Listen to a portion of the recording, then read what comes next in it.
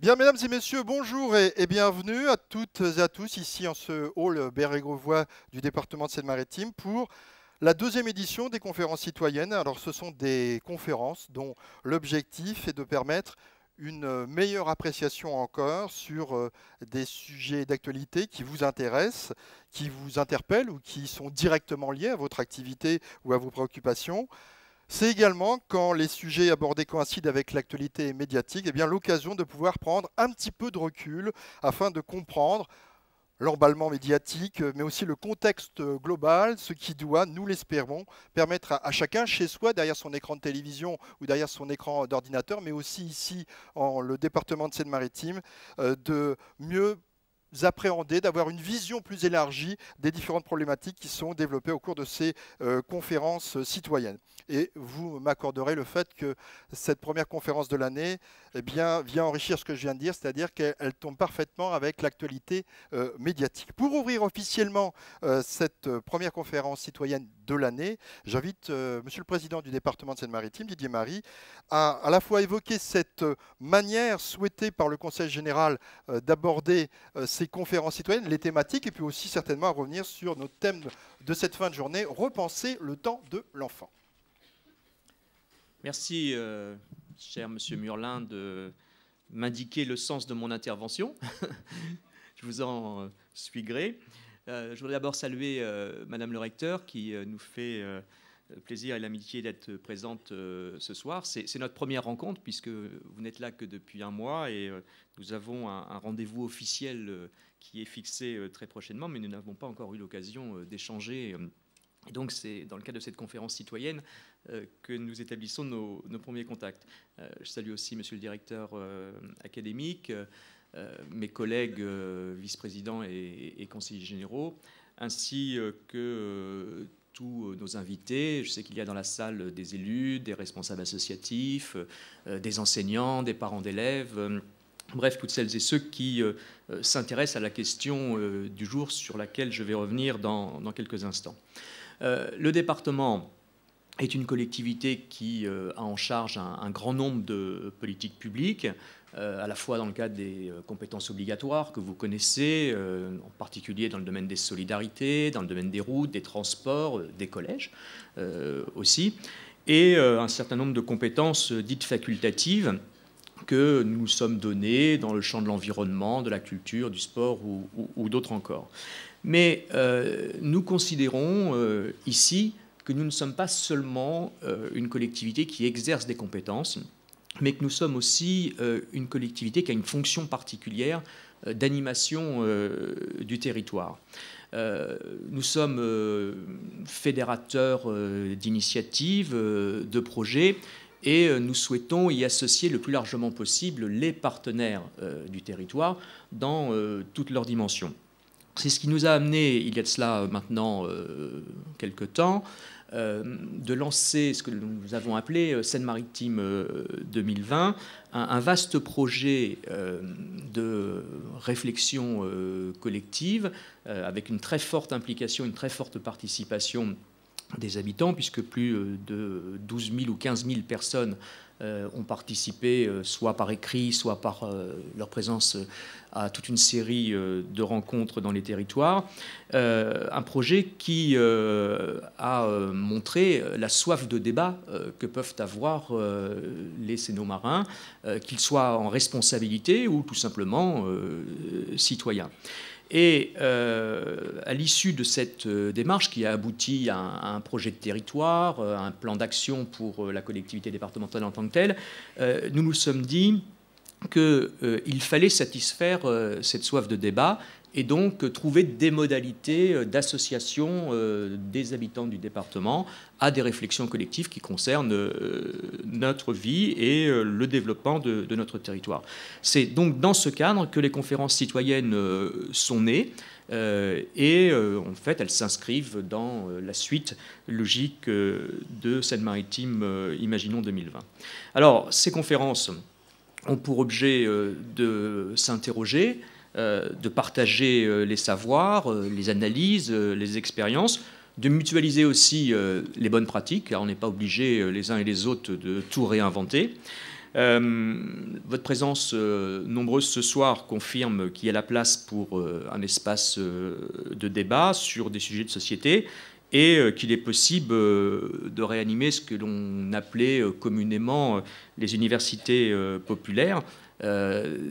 Cette rencontre citoyenne a comme objectif de permettre des débats qui soient ouverts, accessibles, exigeants de par la qualité aussi des intervenants qui nous accompagnent, et en même temps libres, c'est-à-dire que les échanges, bien évidemment, sont non seulement possibles, mais souhaitables. Alors, le sujet de ce soir n'a pas été choisi la semaine dernière. C'est un peu un fait du hasard, car nous l'avions identifié comme important il y a de cela plusieurs mois. Et lorsque nous avons décidé de monter ces conférences citoyennes, on m'a fait une liste de propositions qui s'étale jusqu'à la fin de l'année. Et voilà, la deuxième rencontre citoyenne concernait les temps de l'enfant. On ne pouvait pas faire mieux. Nous ne savions pas à cette époque-là que le calendrier législatif et gouvernemental mettrait cette question au cœur du débat. Mais quelque part, après s'en être inquiété, nous trouvons que ce n'est pas plus mal, puisque ça va nous permettre aussi d'y réfléchir collectivement et peut-être d'élargir le champ du questionnement. Doute pas que le débat sera passionnant, peut-être passionné, pas trop, mais en tout cas utile, je l'imagine. Alors, repenser les temps de l'enfant, qui est le titre de cette conférence, est une grande ambition qui doit leur permettre de grandir, de s'épanouir sereinement pour que, à leur tour, ils construisent et façonnent leur temps d'adulte et contribuent à l'évolution de notre société.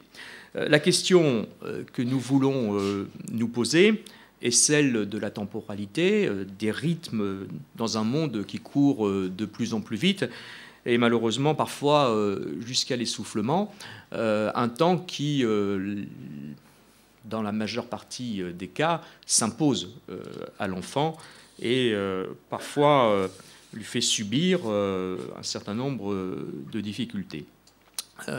Cela interroge bien évidemment le temps éducatif, nous y reviendrons, son organisation, sa structuration, la charge de travail demandée et supportée selon les âges.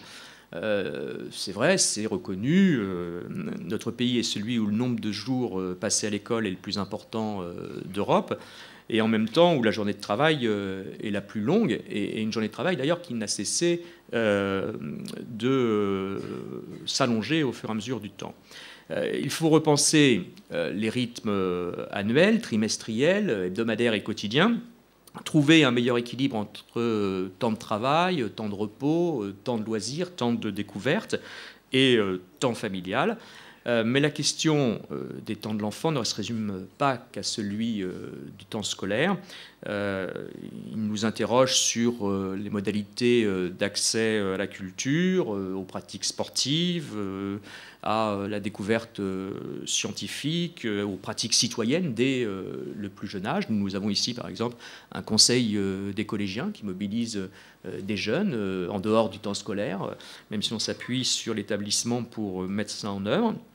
C'est bien évidemment réfléchir au temps périscolaire, c'est donc aussi se demander quel est le rôle de l'animation, comment doivent et comment peuvent intervenir les associations, quelle est la part de la professionnalisation, celle du bénévolat. C'est bien évidemment aussi s'interroger sur la place de l'éducation populaire et les modalités de son renforcement. C'est penser de nouveaux outils pour réduire les inégalités, pour accompagner les enfants qui en ont le plus besoin, les plus fragiles. C'est bien évidemment interroger aussi nos pratiques institutionnelles, qu'elles soient celles des collectivités territoriales, mairies, départements, régions, ou bien évidemment les pratiques de l'État. En fait, penser les temps de l'enfant, c'est plus largement réfléchir à notre organisation sociale, Ce n'est pas aux enfants de s'adapter au rythme parfois fou de la société, mais est-ce pour autant à celle-ci de s'adapter tout entière au rythme de l'enfant? La question, j'imagine, va être posée et analysée ce soir. En tout cas, voilà l'objet de notre rencontre. Échanger des points de vue, éclairer notre réflexion, tester des idées nouvelles. Et alors qu'une refondation de l'école est en marche, qu'une réforme des temps éducatifs se prépare, moi je souhaite tout simplement que ce moment d'échange et cette conférence citoyenne nous permettent de mieux en cerner les enjeux et de remplir au mieux les tâches qui sont les nôtres, que nous soyons parents, enseignants, responsables associatifs, élus ou responsables de l'État, et que nous partagions ainsi un certain nombre d'informations qui guideront nos démarches à venir. Je ne serai pas plus long, je vous souhaite une très bonne soirée et je remercie bien évidemment nos invités qui vous seront présentés d'ici quelques instants par M. Murlin, qui a maintenant bien l'habitude d'animer nos soirées et à qui je souhaite bon courage et à qui je cède la parole. Merci Monsieur le Président Marie.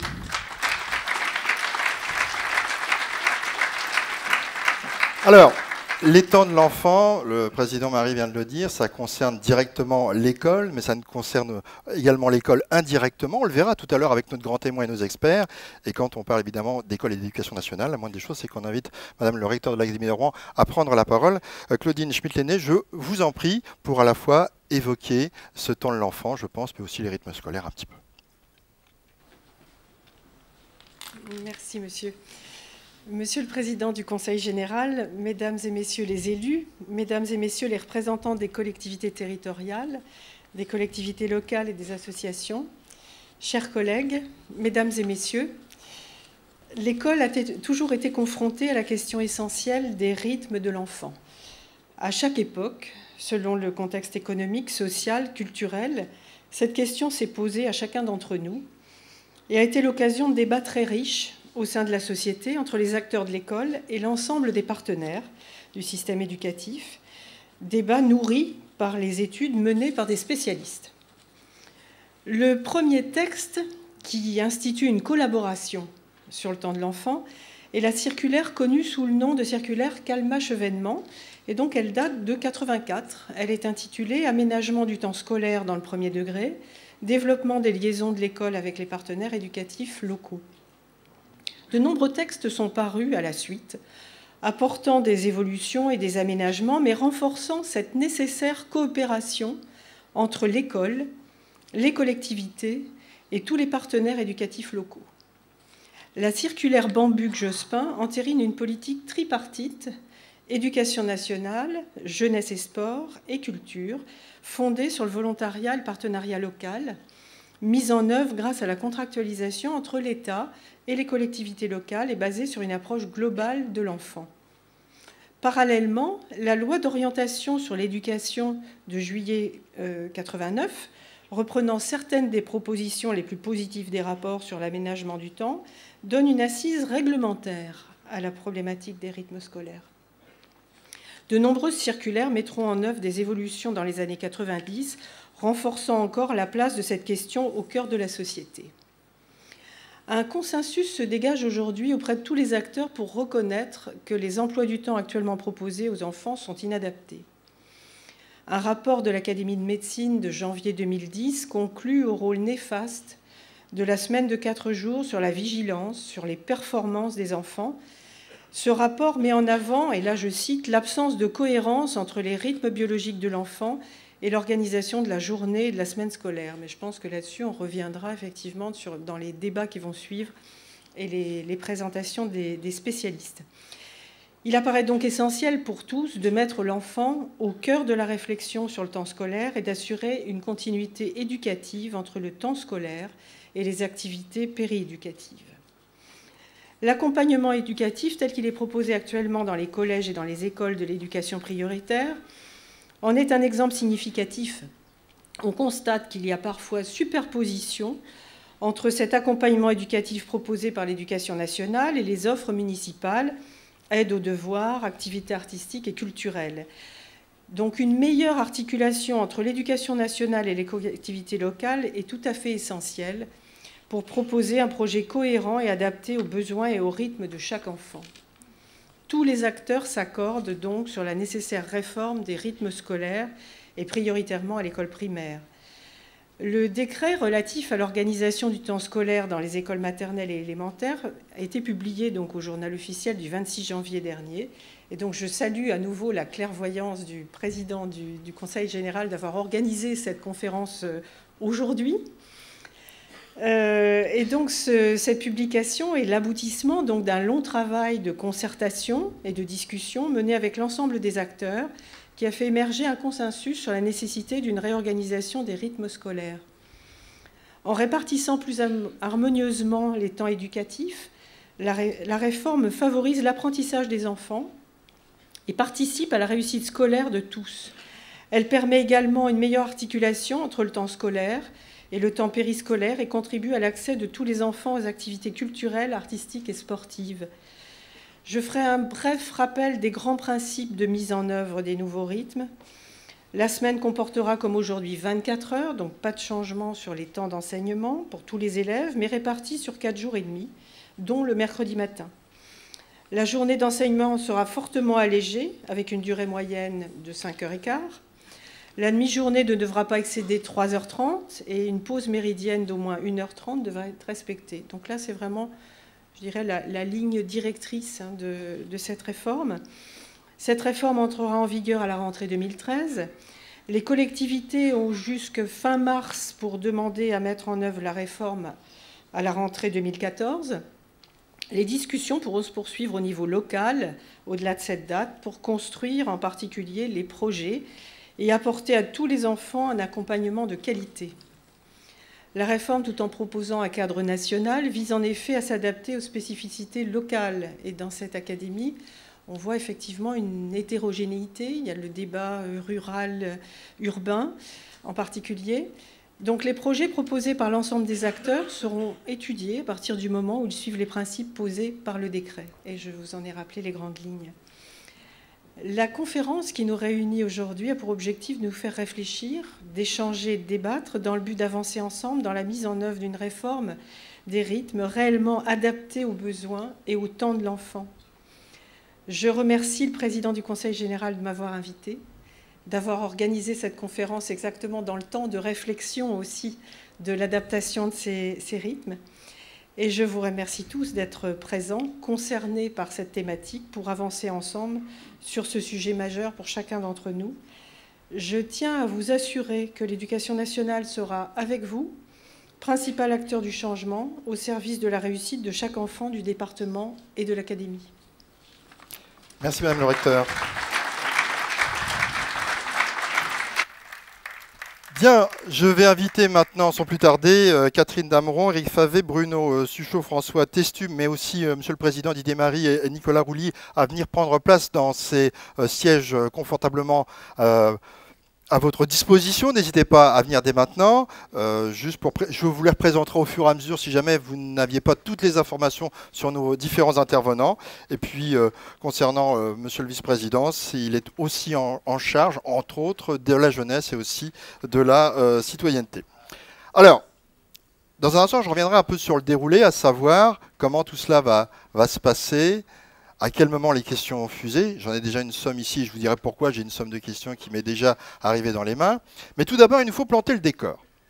Et on s'est dit que la moindre des choses, c'était s'appuyer sur l'expérience de François Testu. On va commencer donc par vous. Et puis ensuite, alors c'est notre grand témoin, il aura toute l'attitude pour intervenir.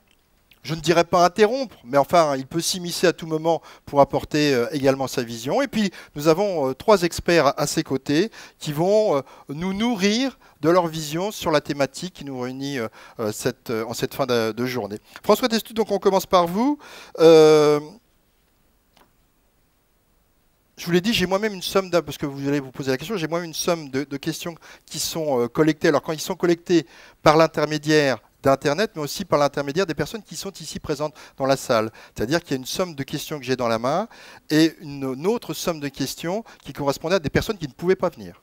mais qu'on fait le relais, tout simplement, ça paraît naturel. Et après, on a compacté les questions de façon à ce qu'elles aillent dans, parce qu'il y avait des redondances, qu'elles aillent dans les mêmes angles, et puis on sera ensuite amené à les poser à nos différents intervenants. Alors vous êtes donc François Testu, professeur émérite en psychologie à l'Université de Tours, président de la Confédération Jeunesse en plein air. Vous êtes auteur, vous étiez auteur de plusieurs ouvrages sur le sujet qui nous réunit ce soir, et vous êtes tout d'abord chronopsychologue, reconnu par vos pairs, et pas uniquement d'ailleurs par vos pairs, comme le spécialiste en la matière. Alors je vais vous demander dans un premier temps de planter le décor sur la thématique qui nous réunit ce soir, le temps de l'enfant, puisque c'est un sujet, le président l'a dit tout à l'heure, et Madame le recteur également, bougrement d'actualité, mais en fait qui ne date pas d'hier. Et puis j'aurais presque envie de vous poser une première question, n'hésitez pas à prendre le micro dès maintenant, une première question sur qu'est-ce qu'est un chronopsychologue en quelque sorte. Ah, c'est un gros mot. Je vous remercie de cette question inattendue. Oh, c'est ni plus ni moins un psychologue universitaire, pas forcément d'ailleurs universitaire, enfin, qui s'était orienté en ce qui me concerne vers la psychologie expérimentale et qui a pris comme thématique d'étude les variations périodiques de l'activité intellectuelle, des comportements, et que ce soit chez les enfants, chez les jeunes, chez les moins jeunes, et quel que soit leur lieu de vie. Voilà ce que c'est qu'un chronopsychologue. C'est un peu le pendant du chronobiologiste. Alors revenons sur notre thématique qui nous réunit ce soir, sur ces temps de l'enfant. Effectivement, c'est une question récurrente qui revient depuis, allez, on va dire, Mme le recteur citait des dates tout à l'heure, mais qui revient de manière très concentrée sur des éventualités de réforme ou de refonte en tout cas, depuis, allez, on va dire 25 ans. Oh, on pourrait remonter plus loin. Et je vais essayer effectivement de planter le décor. Je dirais que cette question des aménagements, des temps scolaires, j'ai bien parlé des aménagements là, des rythmes de vie des jeunes est effleurée, la question des rythmes de vie des jeunes, depuis au moins 40 ans, par quelques pionniers. Je voudrais citer le docteur Vermeil, je voudrais citer le pédiatre Robert Debré, le père de Michel et le grand-père de Bernard. Ah oui, tant qu'à faire.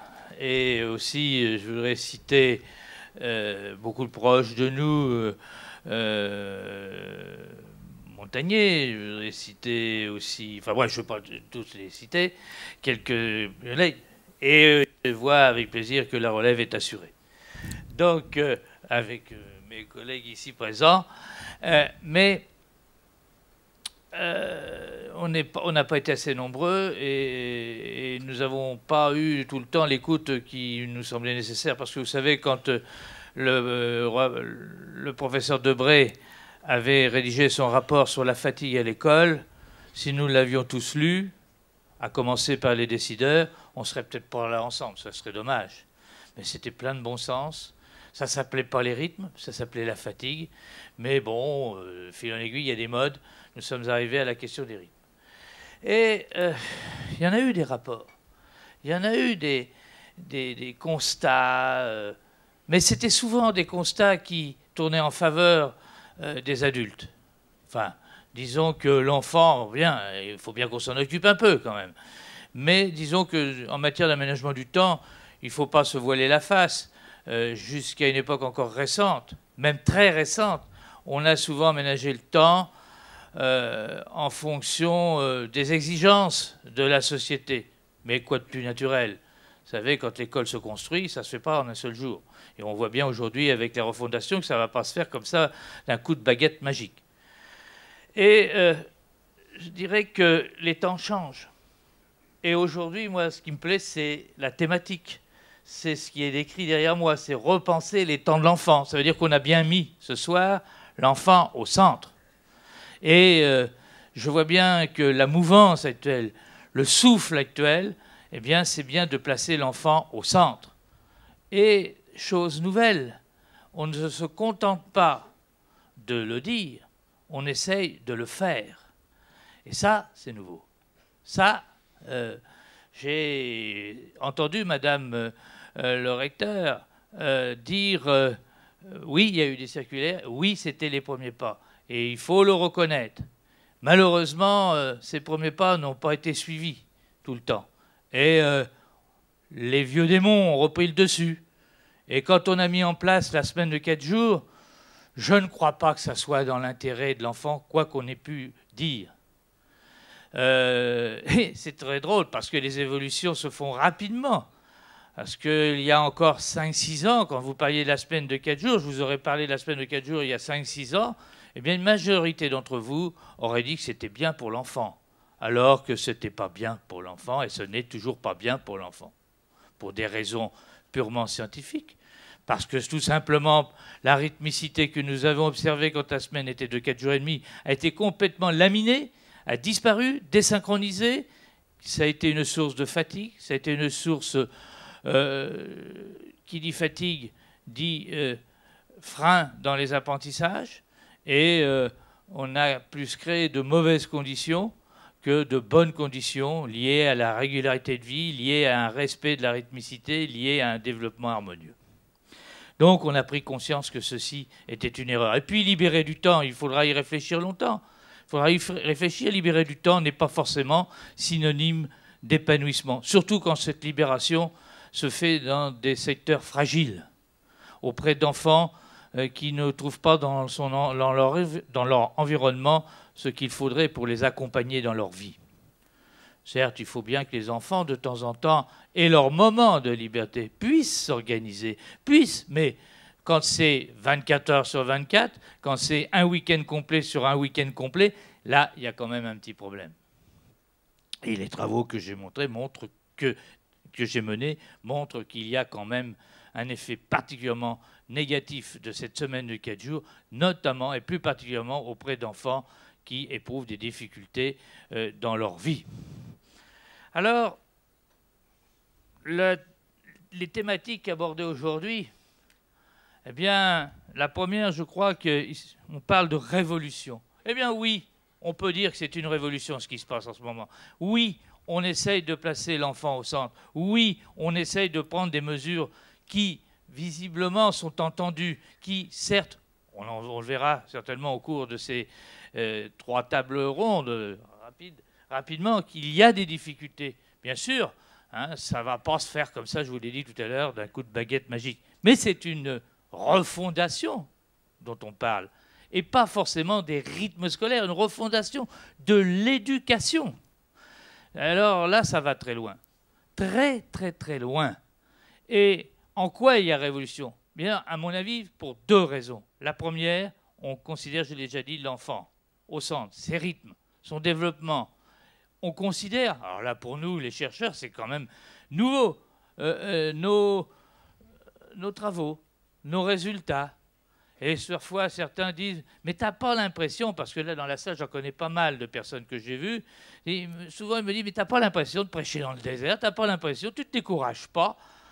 Eh bien, mon moral va comme la rythmicité que je décris. Mais là, en ce moment, je suis dans un pic, et j'espère bien ne pas me retrouver dans une batiphase, dans un creux. Mais je ne doute pas un seul instant que nous nous retrouverons dans le creux. Parce que, vous savez, vous avez dû m'entendre pendant 20 ans, plus que... Enfin bref, un certain nombre d'années, dire « arrêtons, on va dans le mur avec cette semaine de 4 jours ». J'ai eu beau le dire à quelques ministres, en tête à tête, comme ça. Oui, bon. Le dernier, pas celui... Enfin, ni l'avant-dernier, ni l'avant-dernier. Enfin bref, m'a même pas entendu, là, rien. Non seulement je n'ai pas été entendu, mais on nous a mis les 4 jours. Alors, oui, première révolution, on tient compte de nos résultats, mais ce n'est pas trop pour mon ego, c'est surtout pour ce que nous avons montré et qu'on essaye d'en tenir compte. C'est déjà pas mal, vous savez. Deuxième révolution, et celle-là, elle est d'importance, et c'est celle-là qui pose encore le plus de problèmes, à mon avis, c'est qu'on a compris que l'éducation, c'était l'affaire de tous, que l'éducation ne pouvait être considérée que d'une manière globale. Et je dis souvent, quitte à choquer parfois, qu'il y a plusieurs acteurs dans l'éducation. Certes, le pilier central de l'éducation passe par l'instruction, par les apprentissages, mais par l'instruction. Et c'est l'école, certes. Mais l'école n'est pas seule. elle n'est pas un bastion fermé. Elle est ouverte sur son environnement et sur ses acteurs de l'environnement. Et là, je parle de tout ce qui tourne autour de l'enfant, les adultes, à commencer par les parents, que les parents retrouvent leur rôle plein d'éducateur. Je sais que c'est difficile dans une société de brute où les temps sont contraints, où on recherche du travail, où les soucis nous font oublier parfois l'enfant. Mais donnons aux parents la possibilité d'être réellement des éducateurs. Et puis, il y a tout le mouvement associatif complémentaire de l'école. Il y a des associations complémentaires de l'école en France. Nous avons la chance en France d'avoir certainement le plus grand réseau d'éducation populaire au monde. C'est une chance. Profitons-en, intégrons ces mouvements. Ça y est, c'est parti. Et ça pose là aussi des difficultés. Mais contrairement à ce que vous pensez, ce n'est peut-être pas forcément des difficultés, je dirais, matérielles. C'est quand même, on ne va pas faire abstraction des problèmes matériels. Hein. Faut quand même pas trop rêver. Parfois, ce ne sont que des difficultés de mentalité, de compréhension de l'un et de l'autre, d'accepter que, ben justement, cette éducation se partage. Et il va falloir que là, nous puissions évoluer les uns et les autres et savoir nous écouter et nous comprendre. Mais là aussi, on peut surmonter ça. On en a surmonté des choses par rapport à l'école en France. Souvenez-vous comment la laïcité a été mise en place dans notre école. On y est parvenu. Hein, et ça, c'est bien, ça se pense pas mal. Enfin, relativement. Et puis, je disais, ben, tous les acteurs, puis il y a les acteurs, les enfants, les élèves eux-mêmes sont des acteurs de cette éducation. Mais je ne ferai pas trop dans la démagogie. Je dirais qu'ils ont droit à la parole. Mais venez pas, je ne vous dirai pas ce soir que ce sont les enfants qui vont décider des emplois du temps. Peut-être plus tard, quand ils sont dans les collèges, dans les lycées et dans les universités, parce que là, on aurait plutôt tendance, au contraire, à les infantiliser. Je me souviens quand j'étais doyen dans mon UFR, Arts et Sciences Humaines, c'est beau, et que je voyais les réunions de rentrée, comme dans les réunions de rentrée de collège, voire d'école élémentaire, je voyais les parents qui étaient là. Il y avait autant de personnes que vous sur les réunions de rentrée que d'étudiants. Non, il faut aussi que les adultes prennent leurs responsabilités, que les jeunes aient leurs responsabilités et le pouvoir d'eux, les ados. Alors, je crois que pour faire progresser cette révolution, cette refondation, eh bien, nous avons tout intérêt à... J'ai bientôt fini. Je suis dans les temps ? Juste bien, puisque Bien, vous avez bientôt parfait, fini, c'est juste bien. Nous avons tout intérêt à voir ce qui se passe ailleurs, ce qui a été fait ailleurs, qu'on cite en exemple. Et je fais là pleinement confiance à mon ami Bruno, hein, qui va nous dire tout ce qui se passe de bien ou de mal ailleurs. Je te fais confiance pour nous parler du mouvement associatif. On se connaît, hein. C'est pour ça que je le prends comme ça. Hein. Et puis, l'autre partie, eh bien, je crois que Catherine...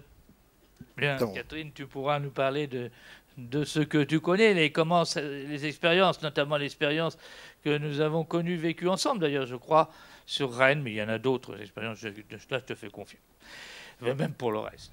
Bien, eh bien, écoutez, j'ai été trop long, je vous prie de m'excuser, puis alors après, eh bien, j'aurai le redoutable honneur ou malheur pour vous de conclure et de vous dire ce que j'ai entendu. Mais comme j'ai une oreille sélective, vous me direz non, non, non, on n'a pas entendu ça, nous. Donc, bon courage et écoutez bien. Merci François Testu.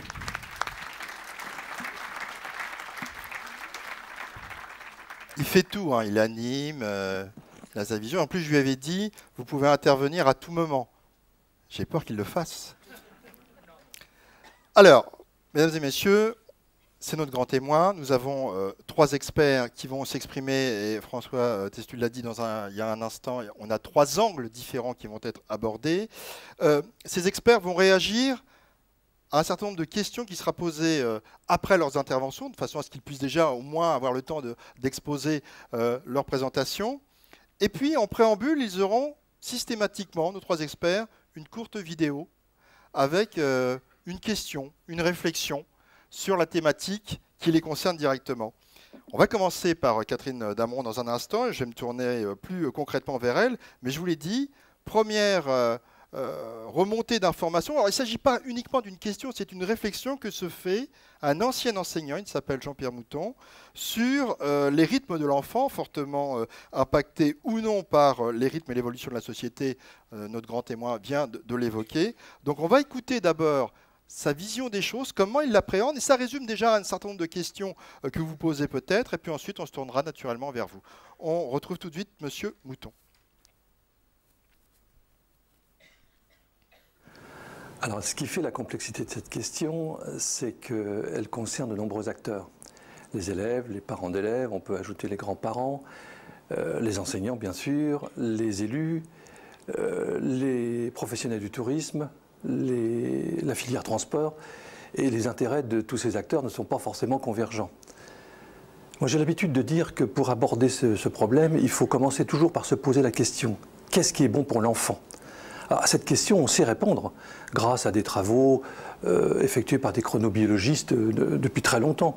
En France, on peut citer Hubert Montagnier, relayé par des chronopsychologues comme François Testu, qui est là aujourd'hui. Mais ce n'est pas parce qu'on a répondu à la question que le problème est réglé. Je vais prendre 3 exemples. Alors, le premier, la question des rythmes annuels, des rythmes de vacances.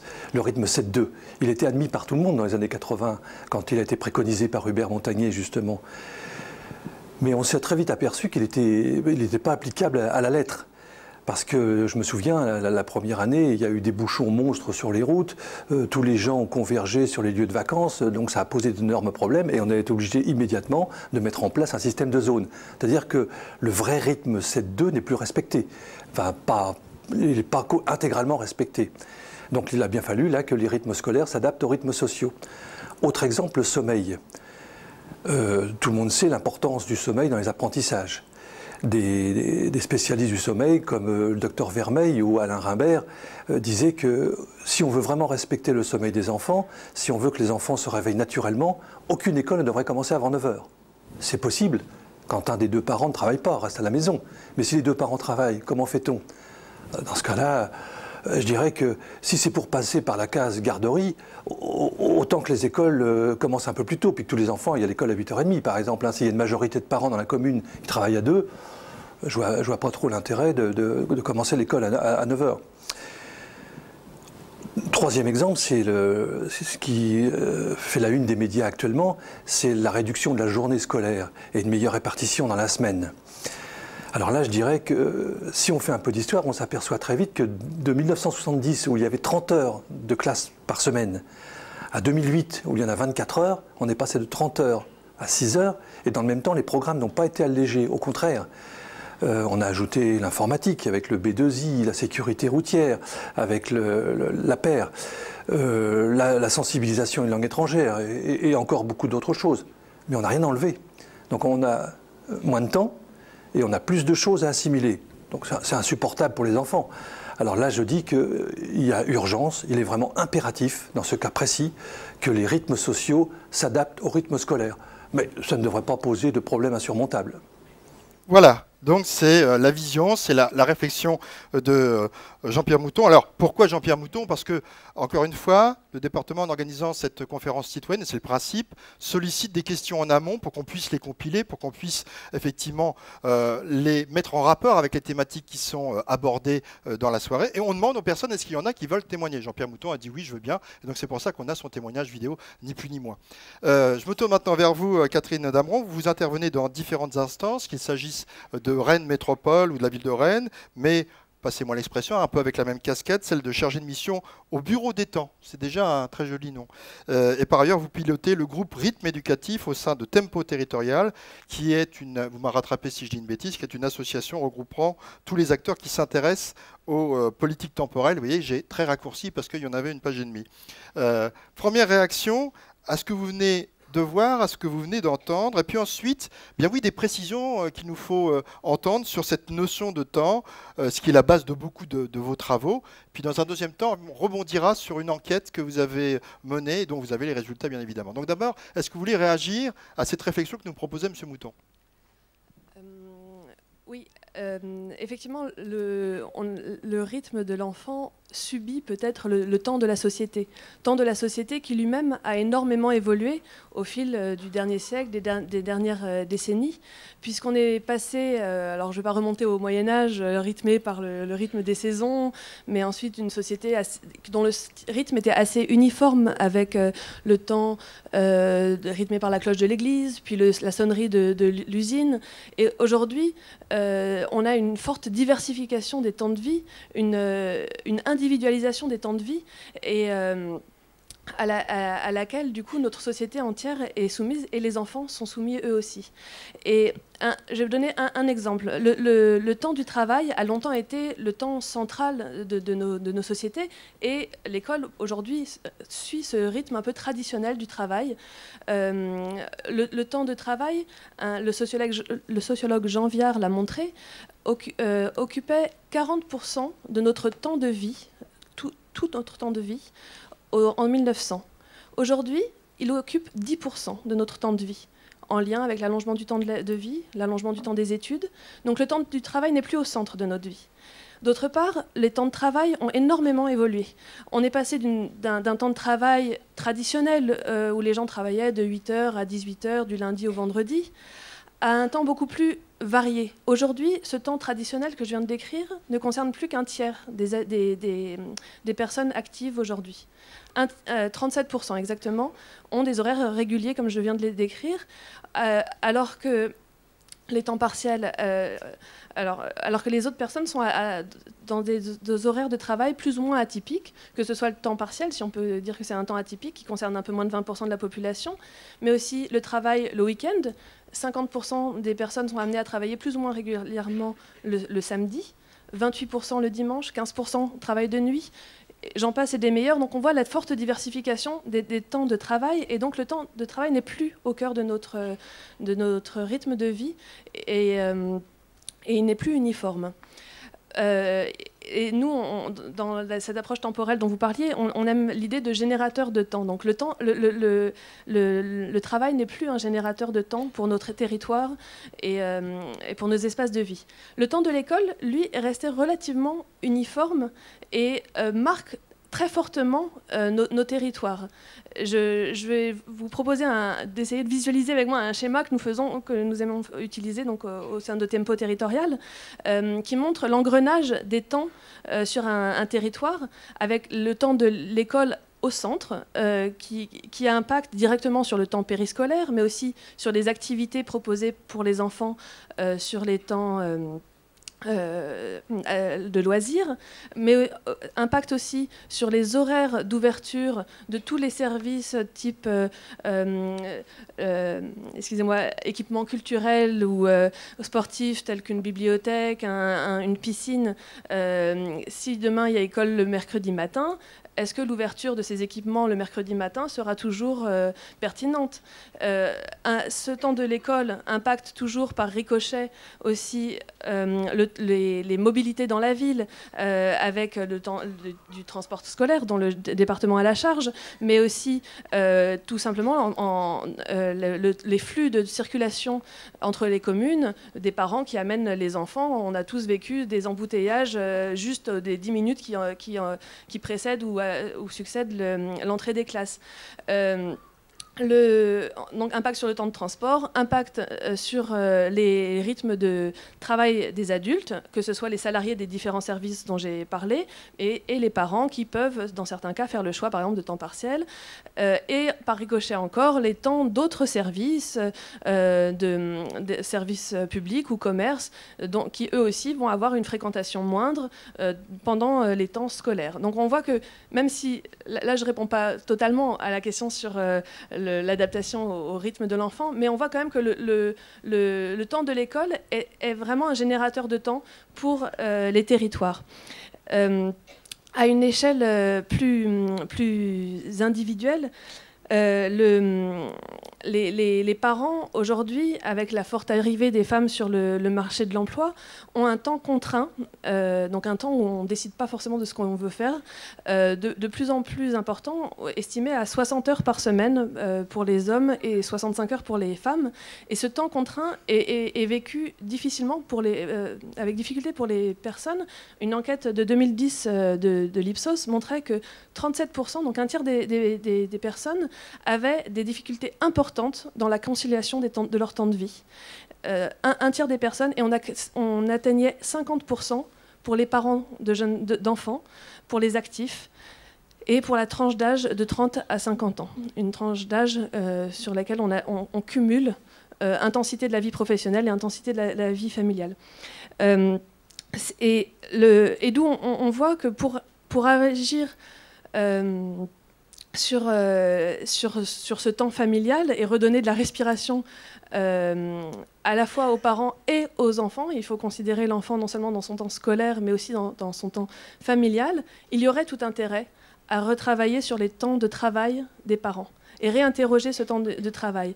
Aujourd'hui, les parents vivent le même phénomène que les enfants, c'est-à-dire une concentration du temps de travail sur un faible nombre de jours dans l'année, et donc des journées très longues et très denses, ce qui avait amené des collègues du bureau des temps de Lyon à organiser un colloque sur les enfants sont-ils aux 35 heures. On a exactement le parallèle entre le rythme des parents et le rythme des enfants aujourd'hui. Aujourd'hui, la révolution est en marche pour les enfants. On peut espérer, et c'est vraiment ce sur quoi nous essayons d'agir avec Tempo Territorial, que la révolution des temps de travail des parents va pouvoir être réinterrogée. Temps de travail à la journée, avec le culte du présentéisme à la française, les journées à la rallonge, mais aussi le temps de travail tout au long de la vie, avec une concentration du temps de travail sur la période où on est justement en charge de famille, 30-49 ans pour faire simple, alors que les plus jeunes ont du mal à accéder à l'emploi et les plus anciens à y rester. L'évolution des rythmes de l'enfant témoigne des évolutions de la famille et de la société, vous l'avez compris, c'est la thématique sur laquelle vous vous êtes glissé. Et puisqu'on parlait également effectivement des rythmes scolaires, il y a une enquête sur laquelle vous avez travaillé, qui est relativement récente et qui est sur la mise en place expérimentale de la semaine de 4 jours et demi. Et vous avez pu avoir des remontées, je crois qu'il y a une dizaine de villes qui ont servi de pilote plutôt que de cobaye. Et qu'est-ce que vous avez comme retour ? Oui, tout à fait. Nous avons souhaité, dès l'automne dernier, faciliter la diffusion de la connaissance sur les pratiques expérimentales mises en place par les différentes villes, afin de nourrir la réflexion et la mise en œuvre à l'échelle des différentes communes. Et donc nous avons sollicité 10 villes, ce n'est pas du tout la totalité des expériences menées en France. On avait sollicité, alors je vous les liste très rapidement, hein, Angers, Brest, Rennes, Niort, excusez-moi, La Roche-sur-Yon, j'ai dit Niort, c'était Nevers, excusez-moi, Lomme dans la périphérie de Lille, Poitiers et Toulouse, qui dans ces deux cas sont à la semaine de 4 jours et demi dans l'ensemble des écoles de la ville, et aussi une école en milieu rural, l'école intercommunale de Loul dans le Jura. Et ce qui était très intéressant dans l'enquête, c'était de montrer qu'à partir d'objectifs qui étaient similaires, qui étaient le souhait de privilégier les temps d'apprentissage du matin, le souhait de respecter les rythmes biologiques des enfants et leur capacité d'attention au fil de la journée, de limiter la fatigue, notamment ressentie aussi bien par les enfants eux-mêmes que par les adultes autour de eux, et de développer des activités ludiques ou éducatives en lien avec les associations. Donc avec les mêmes objectifs de départ, on avait une grande diversité dans les réponses apportées dans ces 10 villes qui nous ont servi d'exemple. Donc démarrage plus tardif de l'école dans certains cas. Alors il y avait souvent en fait un mixte de plusieurs configurations. Démarrage plus tardif le matin, pause méridienne allongée, avec le respect dans ce cas-là de permettre aussi aux enfants de ne rien faire, des pauses qui pouvaient aller jusqu'à 2h 3/4, c'est le cas à Lyon, dans une école expérimentale. Autres exemples, la sortie anticipée de l'école à 3h30 ou 4h selon les cas, avec du coup des activités proposées en sortie d'école pour permettre un sas avant de rentrer chez soi. C'est le cas à Brest, Angers notamment. Et enfin, d'autres expériences qui allaient plus loin, avec des après-midi entières libérées, dans la suite un peu des expériences qui avaient été menées à Épinal il y a bien longtemps déjà, à l'Homme notamment, avec 2 après-midi par semaine libérés pour des activités plus citoyennes ou culturelles. Et donc, il est difficile de tirer des éléments de bilan de ces expériences locales, mais à l'unanimité des intervenants, on ressentait une moindre fatigue des enfants, une plus grande envie d'aller à l'école. L'école n'était plus vue que comme le seul lieu aussi d'instruction qui, pour certains enfants, peut être parfois problématique, mais c'était aussi un lieu où ils avaient plus de plaisir à aller, plus de disponibilité pour les apprentissages. Et les acteurs de ces différentes expériences, certains étaient convaincus d'entrée de jeu, pour d'autres, ça s'est fait avec une courte majorité d'adhésion, et l'adhésion des parents, des professionnels a été croissante au fil des années. Voilà, donc quelques éléments de bilan sur cette enquête qui est disponible en ligne et sur demande sans problème au réseau français des villes éducatrices, l'ANDEV et Tempo Territorial, puisque nous avions diffusé dans ces 3 réseaux. Il n'y a pas de raison de se faire un peu de publicité, hein, ça fait pas de mal, mais ça permet aussi d'avoir des informations complémentaires. Merci Catherine Dameron. Vous intervenez tout à l'heure, puisqu'on a une somme de questions qui vous sont notamment destinées. Est-ce que nous sommes seuls en France à nous poser ces questions sur le temps de l'enfant, sur ces questions de nouveaux rythmes scolaires? Est-ce qu'on est une exception aussi européenne dans notre vision des choses? Et avant que vous nous engouffriez dans ces questions, Bruno Suchot, je vous propose à votre tour de prendre connaissance d'un témoignage question. Il s'agit de Bernard Marchand, qui est président de l'Union départementale de la délégation de Seine-Maritime de l'éducation nationale, et qui amène une réflexion sur la forte amplitude des horaires des élèves en France, mais également sur le faible nombre de jours en classe comparativement, entre autres, aux autres pays en Europe. Donc voici sa réflexion, qu'on regarde tout de suite en image. Vous pourrez réagir ensuite, développer sur le deuxième angle de cette soirée.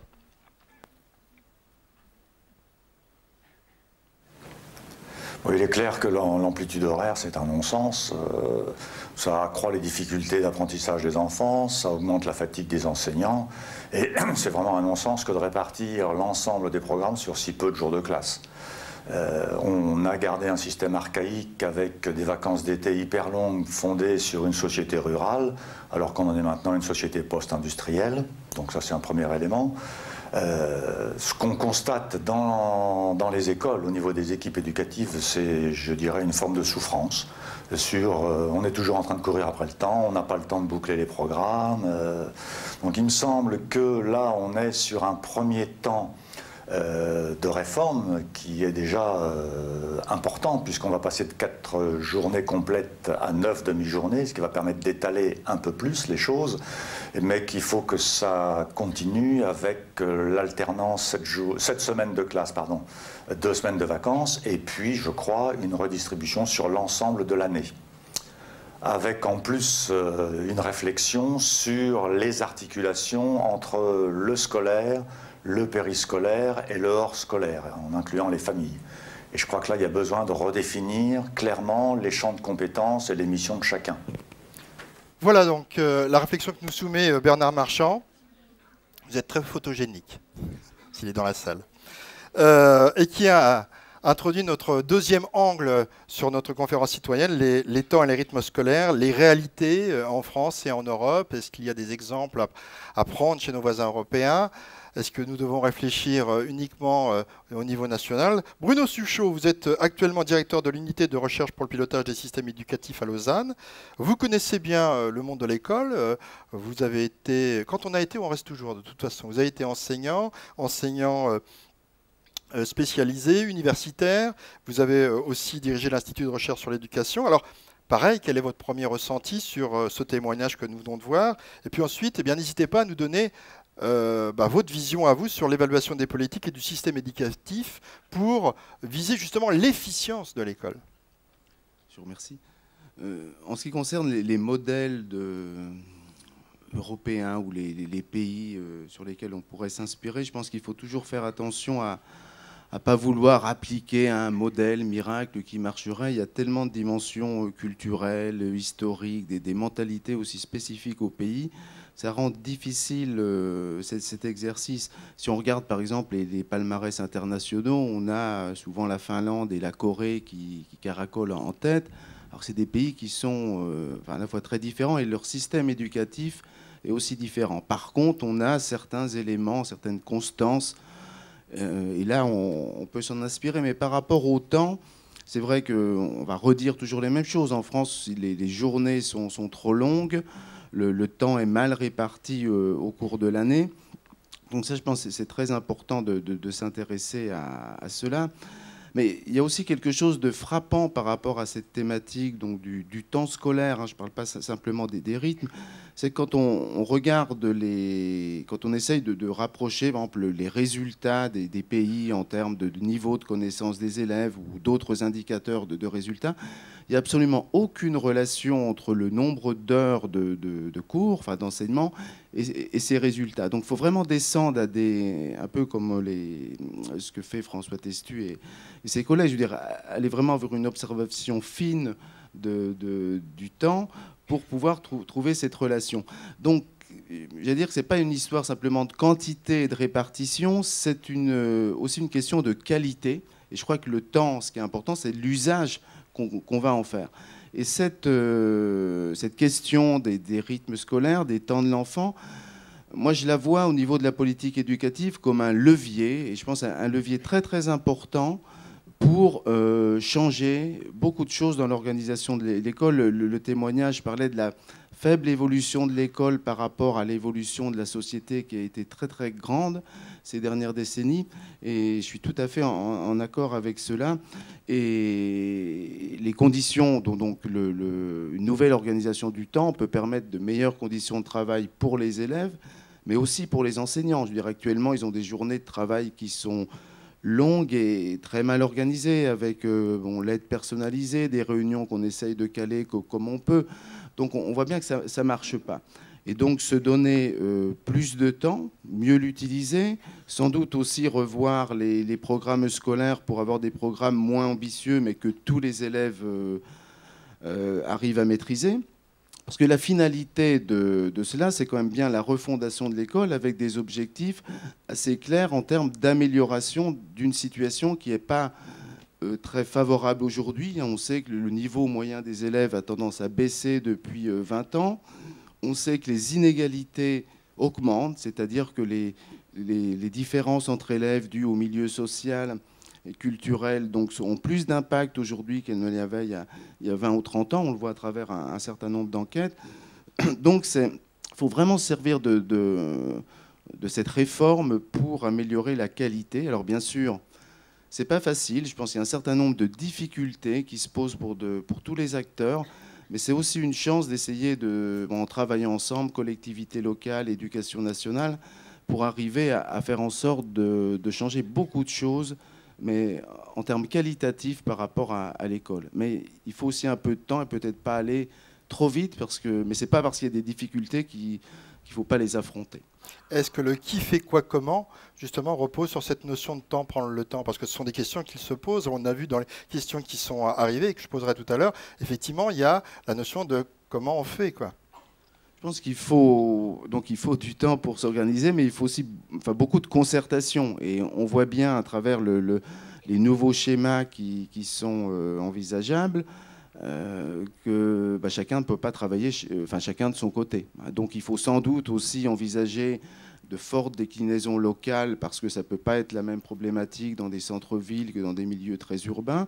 Et il faut, pour avoir une articulation entre le temps péri, extrascolaire et scolaire, il faut travailler ensemble et envisager donc de nouveaux modèles. Merci Bruno Suchot. Et ma relance n'était pas par hasard, puisque le troisième angle qu'on va maintenant aborder va traiter justement des associations co-animatrices du temps de l'enfant, une transition donc, qui globalise le temps de l'enfant avec les différentes associations. Et c'est avec vous, Eric Fabé, qu'on va essayer d'intéresser dans un instant, mais pareil, on va vous soumettre une réflexion aux questions, celle d'un élu. Il s'agit de Gaël Fouldra, qui est maire de Saint-Georges-sur-Fontaine et qui s'est posé lui aussi un ensemble de questions sur sur l'animation, sur la synergie qu'il faut peut-être impulser. Et quand je posais la question tout à l'heure, qui fait quoi, vous allez vous rendre compte qu'il s'est aussi posé la question, même s'il a déjà un début de réponse. Je propose d'écouter sa réflexion, puis après on se tournera vers vous naturellement, Eric Favé. C'est une question sur laquelle nous travaillons de façon assez intensive depuis quelques semaines avec mon conseil municipal.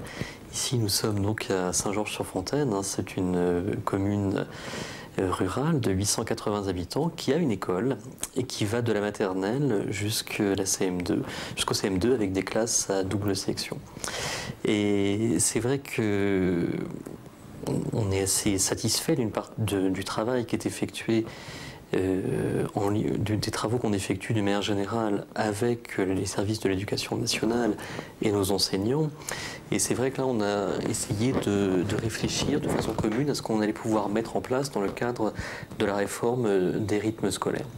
Alors, on est tous d'accord que réfléchir à organiser des rythmes scolaires qui favorisent les apprentissages des enfants, c'est à l'évidence quelque chose de pertinent. On avait probablement des journées un peu trop denses, un peu trop chargées, et c'était intéressant de voir comment on allait pouvoir modifier les choses. Alors c'est vrai que dans notre commune, il n'y a pas forcément une infrastructure extrêmement dense, donc on va travailler avec les acteurs présents, c'est-à-dire des acteurs associatifs. Il y a une école de musique, il y a des clubs de sport, il y a des bénévoles qui animent des activités dans la bibliothèque. Et je crois que l'idée pour la mairie, c'est de fédérer l'ensemble des bonnes volontés et des équipements associatifs qu'on peut avoir dans la commune pour travailler autour d'un projet commun. Alors on a commencé à réfléchir au niveau du conseil municipal, commencé à voir ce que les enseignants souhaitaient et comment on pouvait mettre les choses en place. Je vais recevoir prochainement les représentants des parents d'élèves et on va essayer, dans un souci en tout cas de travail en collégialité, de mettre en place un certain nombre d'interventions satisfaisantes. Il y a un petit bémol à cette mise en place ou ce travail, c'est que je tiens à ce que ce qui soit mis en place est une cohérence pédagogique et une certaine solidité. Et j'espère, je ne suis pas certain plus exactement qu'on ait le temps de mettre tout en place pour la rentrée scolaire prochaine. En tout cas, lorsqu'on va se lancer dans ce projet de réforme des rythmes scolaires au niveau communal, on prendra le temps de mettre en place un projet structuré et pédagogiquement intéressant pour les enfants. Voilà, la réaction de ce maire d'une commune d'un peu plus de 800 habitants, bien évidemment. Je crois qu'il y a certains élus qui sont aussi présents. S'ils n'ont pas déjà reçu, ils vont recevoir aussi, je suppose, les parents d'élèves pour en discuter. Et il y a un mot qui est très fort, c'est cohérence pédagogique. Vous pourrez rebondir dessus si vous le souhaitez, Eric Favé. Alors Eric Favé, vous êtes secrétaire national de la Ligue de l'enseignement. La Ligue de l'enseignement, elle prend position pour l'enseignement complémentaire, pour la laïcité, pour le dialogue civil. Alors, il n'y a pas un domaine sur lequel vous nous attardiez, qu'il s'agisse de l'éducation, des pratiques artistiques et culturelles, des activités sportives, des vacances et des loisirs, de la formation professionnelle, de l'intervention sociale et de la solidarité. Je n'oublie pas l'environnement et le développement durable. Et donc, j'attends votre réaction sur ce que nous soumettait ce sommaire, et puis aussi peut-être revenir sur le fait que quand on parle des temps de l'enfant, eh bien, là aussi, c'est un sujet, un vaste sujet qui ne remonte pas à hier, et vous avez aussi, vous, emmagasiné beaucoup d'expérience dans ce domaine. Oui, je crois que le maire qui nous interpelle ou qui s'interroge se met tout simplement à la place de quelqu'un qui a 24 heures sur 24 la responsabilité de ses concitoyens, la responsabilité déléguée de ses concitoyens le temps d'un mandat. Et que les élus locaux aujourd'hui, au niveau des mairies ou des intercommunalités ou au niveau départemental, on pourrait aussi évoquer les élus régionaux, prennent conscience que cette permanence de la responsabilité les oblige sans doute, au-delà de leurs compétences obligatoires, à prendre des responsabilités nouvelles ou tout du moins à les assumer collectivement avec d'autres. Et quand un maire se pose cette question-là, je crois qu'il y répond. Très naturellement, c'est au maire de la commune et à son équipe que revient la responsabilité de penser, avec tous les acteurs en présence, une politique éducative globale. Je parle bien d'une politique éducative globale et pas d'une politique scolaire. Dans notre pays, la politique scolaire relève de l'État, tout simplement parce que l'État est le garant de la continuité territoriale républicaine et théoriquement le garant aussi de l'égalité d'accès. L'éducation dépasse l'école, ça vient d'être dit plusieurs fois. Et dans notre pays, on est toujours un petit peu gêné par cela, parce que les termes masquent un peu l'imprécision des choses. On a un ministre de l'Éducation nationale qui en fait est le ministre de l'école. S'il était le ministre de l'Éducation nationale, il serait le ministre aujourd'hui d'une politique interministérielle qui n'existe pas, de fait, malgré les efforts des uns et des autres, et qui occuperait le champ de la culture, de la jeunesse, des sports, de la ville, de la famille et des médias, par exemple, aussi, puisque les médias occupent une grande place dans les activités enfantines et les activités des jeunes. Alors on voit bien que ce ministre, et on connaît un peu sa pensée, a envie d'aller plus loin que la dimension scolaire et surtout envie d'articuler la responsabilité qui est la sienne avec une responsabilité éducative plus large que portent d'autres secteurs ministériels. Et qu'en même temps, il sait que les collectivités territoriales et les élus ont une responsabilité publique grandissante en la matière. Et que les mêmes élus, d'ailleurs, sont traversés par la même tentation de la division sociale du travail éducatif. Sinon, il n'y aurait pas parfois, je ne sais pas comment c'est organisé au Conseil général, ici, ou dans la ville de Rouen, un élu chargé de l'école, un autre du sport, un autre de la culture, un autre... Il en faut sans doute, mais en même temps, en permanence, il recherche la cohérence. Pourquoi ? Eh bien parce que, je me répète, je crois que nous vivons la fin de la division sociale du travail éducatif. Ça ne veut pas dire que chacun n'ait pas un rôle particulier, famille, école, médias, associations, etc. Mais qu'il faut penser non seulement les complémentarités entre les différents temps que les enfants passent dans leurs activités éducatives et scolaires, mais surtout les interactions entre cela.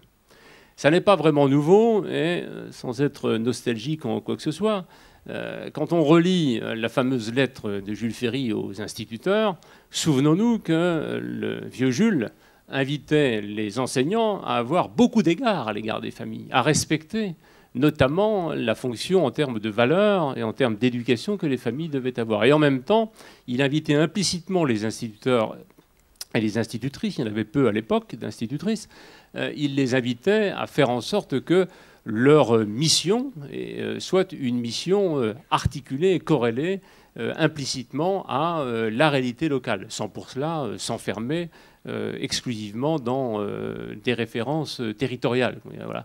Donc je crois que ce qui est en jeu aujourd'hui, c'est, à travers cette question des temps de l'enfant, sommes-nous décidés à faire interagir les différents temps des enfants pour faire en sorte qu'ils les utilisent du mieux possible et qu'ils vivent mieux ces temps-là. À la fois le temps de l'école, et on sait que pour un certain nombre d'enfants, ils vivent mal le temps de l'école, ils sortent en mauvais état de l'école, et nous ne pouvons que nous en inquiéter. Et nous savons aussi que pour d'autres temps qu'ils passent, peut-être même avec nous d'ailleurs dans les associations, ils ne les vivent pas toujours très très bien parce qu'ils y sont parfois contraints, parce que enfin, on les y laisse parce qu'il n'y a pas d'autre chose à faire, parce qu'ils sont parfois seuls derrière des écrans, on ne sait pas grand-chose de ce qu'ils y font, ils y passent beaucoup de temps, on s'en inquiète, peut-être d'ailleurs ne faut-il pas autant s'en inquiéter et considérer que ça peut être aussi la possibilité d'utiliser ces temps d'acculturation pour faire autre chose. Voilà. Pour nous, l'enjeu aujourd'hui, il est là, c'est d'essayer de penser autre chose que la juxtaposition, mais véritablement les interactions. Et ces interactions doivent notamment servir l'école par rapport au défi qui a été rappelé d'une école qui en gros est un peu à la peine aujourd'hui, je crois que tout le monde est assez d'accord sur le constat, et qu'il nous faut absolument rétablir et faire progresser pour qu'elle garantisse l'égalité d'accès au savoir des enfants de ce pays. Interactivité et complémentarité, ce sont les deux maximes que vous développez. Oui, alors à la fois il y a des complémentarités parce qu'encore une fois, à l'école on ne fait pas la même chose que dans la famille, dans un centre de loisirs on ne fait pas la même chose qu'à l'école, quand on est avec ses grands-parents on ne fait pas la même chose que quand on est avec ses parents, voilà. Et nous savons bien que quand tous ces temps-là sont des temps riches, sont des temps compris, bien vécus, eh bien ils participent les uns et les autres d'une meilleure utilisation et en particulier du temps scolaire. En gros, sans vouloir jouer au savant que je ne suis pas, il me semble que les savoirs scolaires prennent du sens quand les enfants leur donnent une contextualisation culturelle qui favorise ce sens-là.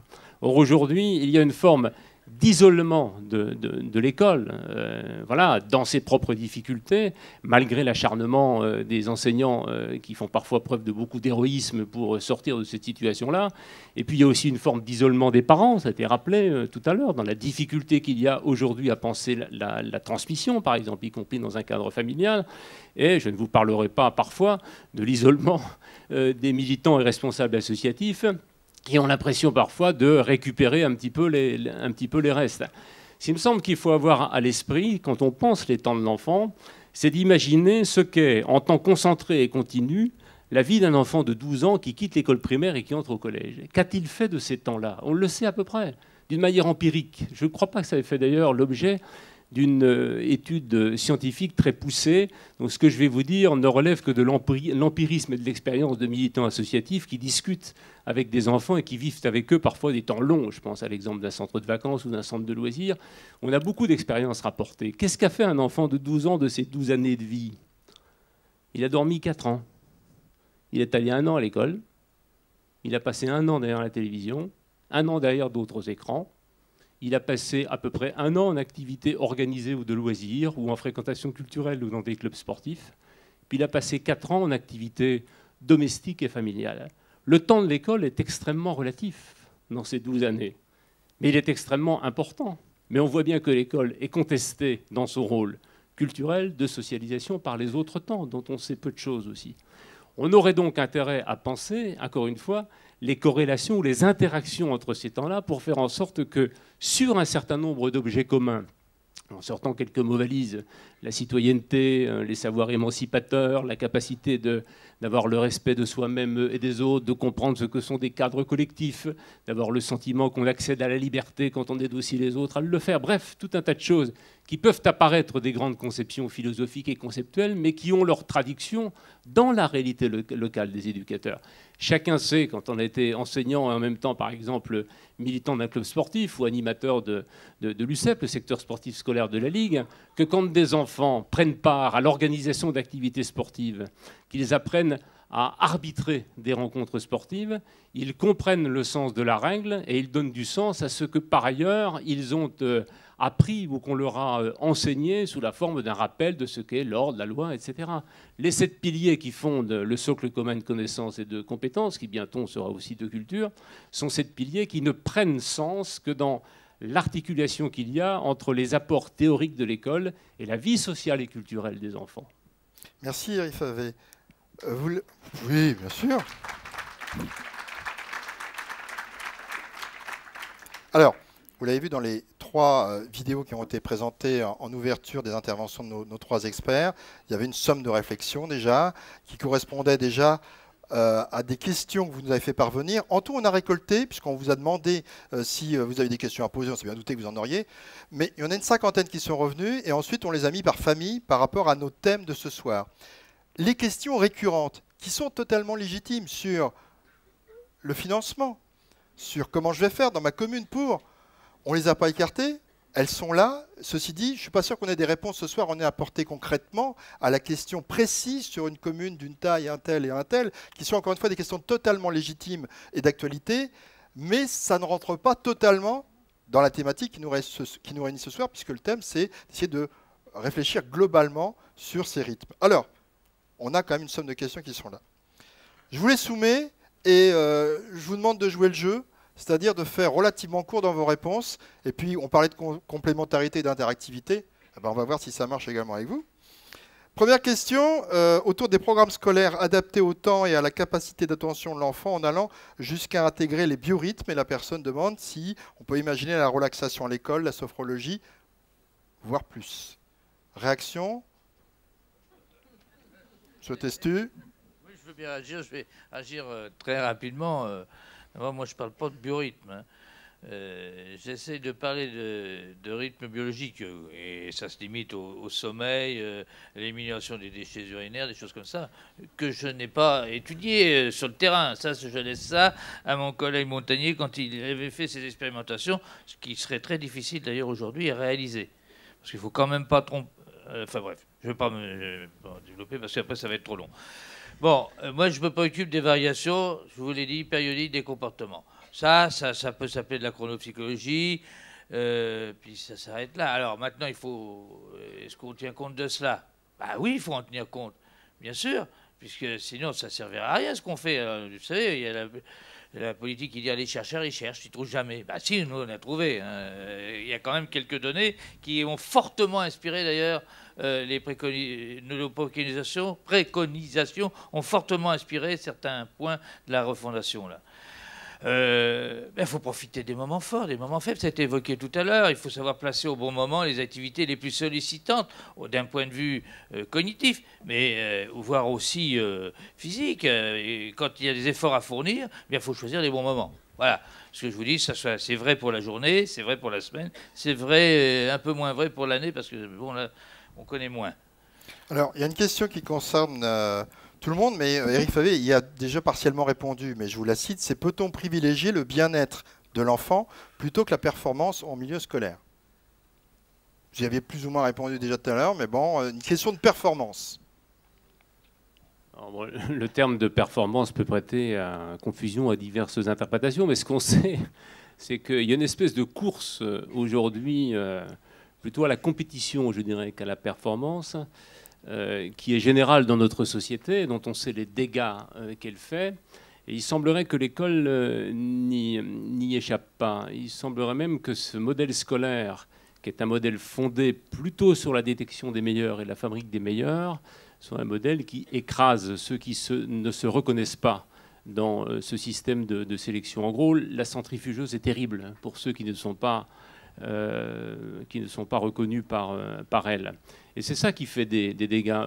Disant cela, moi, je ne veux pas dire que dans un pays, une école, un système scolaire n'a pas vocation à faire en sorte, on va dire, de dégager ceux qui sont amenés à diriger, que ce soit d'un point de vue politique, économique, culturel, etc.